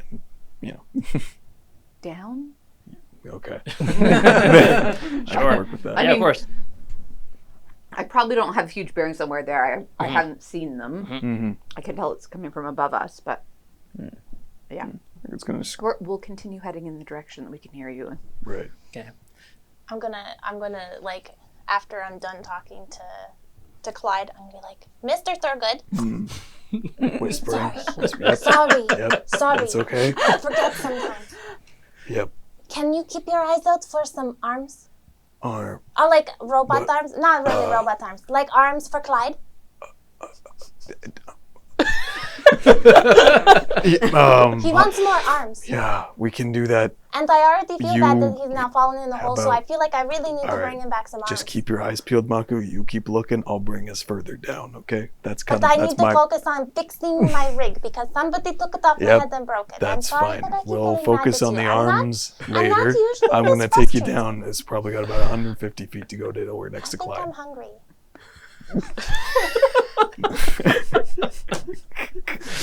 Durgan's gonna look in his pocket for like some pocket lint. Find candy. And Yeah, I'm looking for licorice. pocket lint. Yeah. There's enough Parents chance. at the table can so thoroughly relate Yeah, at this absolutely. moment. Absolutely. Maku. There we go. I got a little thing. This is a creamer. This is from. That was one of the last things that probably ever existed from the Mayaposes. I hope it's good. There is plastic on it. There sure is. Yep. Yep. Okay. I'm Alright. still hungry, but I think that's why I'm a little frustrated. So I'm sorry I got mad at you, but you broke my I'm way so- of Maku. talking to my robot. Yep. That is actually bad, and I'm sorry because we need that robot like right now. But like I said, I feel like Durgan's just like carefully like Yeah. hand over hand like And down. as you're having that conversation and you pass the humor back and you chuck it, it Yeah. sort of disappears down into the void. From your guys' point of view, just as you sort of break out into a tunnel, you watch as this little creamer packet goes drifting by and disappears. And looking up, you can see Thurgood and Maku are maybe like 30, 40 feet above you still, Yep. just plying their way down. And you can hear this conversation going back and forth. It's also around this time, just as you're about to sort of meet. You guys are standing on the opening almost into this makeshift hole that has recently appeared by Clyde's driving presence. And you can see that Thurgood and Maku are just a few feet above you. Rather abruptly, there's a beam of light that casts down as if a cover is being lifted, something's being opened. This streak of light comes down, straight down, directly on top of Clyde, who right now looks like part of the wreckage. Looks like part of the wreckage right now. But sort of pausing for a second, looking upwards, you can see, having just peeled a piece of wreckage back, there is just a torso, a bust, staring down into this tunnel, into this cavern, as it were. The perceptive among you can definitely see, at least the frame and shape of it, is a large predatory cat, a mechanical creature. And as you look up at it, just as you're about to key your microphone, it slinks down into the chamber, into the tunnel, affixing itself to the side of the wreckage, not bound by normal friction and gravity. It's climbing along the side of this wreckage, this large creature. They're within 120 feet of me? Currently, yes. Okay. Maku was keying something, though. I'm thinking. So, I'm trying to remember. Do I recognize the cat from Yep. being the same one? The two sisters. Similar. Similar. I don't know. It's the same one. No, similar. I wouldn't know anyway. Wasn't that thing like huge? Mhm. Yeah. I'm going to. Did you look up? Well, we saw the big beam of light, right? Yeah, I Okay. imagine everybody saw the Everyone beam of light, yeah. So I'm going to key into Clyde. I'm very quietly going to be like, Clyde, you need to not say anything, and Speak up. you need to not say anything, and you need to keep your eyes closed, okay? If you feel something crawling on you, you can't giggle. You have to be very, very quiet. I know that you're a little ticklish. Make someone laugh. I know you're a little ticklish. Don't reply to me, okay? Because there is something that's coming in and is probably going to. Do you know how to play dead? I'm just going to assume that you know yes to play dead. Just play dead, okay? We're going to come save you. Don't talk. Okay, bye. You don't get an answer, Hey. at least for now. It seems all quiet from Clyde. Telepathically to Thurgood, I would say, shut Maku up. Understood. Yeah, I'm gonna try to stay as still as And possible. I was and just going to say it and stay still. very gently put a hand over Maku's mouth. So even as you're like talking to Clyde, there's like, you need to not be quiet. As Thurgood's hand sort of puts your phone Over your into whole your face. mouth. Yeah. You can still finish the conversation you had, but it's quite muffled. You've probably done a decent enough job keeping Maku's voice from projecting too far as you are hanging on, trying to keep him quiet. Yep. At that, I believe, very shortly, is where we're going to end tonight's session. With the predatory cat-like creature entering into this cavern. Clive at the bottom, vulnerable, ready to be shot or eaten. And a few people affixed to some walls. That's where we're going to end today's session, I think, if that's okay with everybody else. Yeah.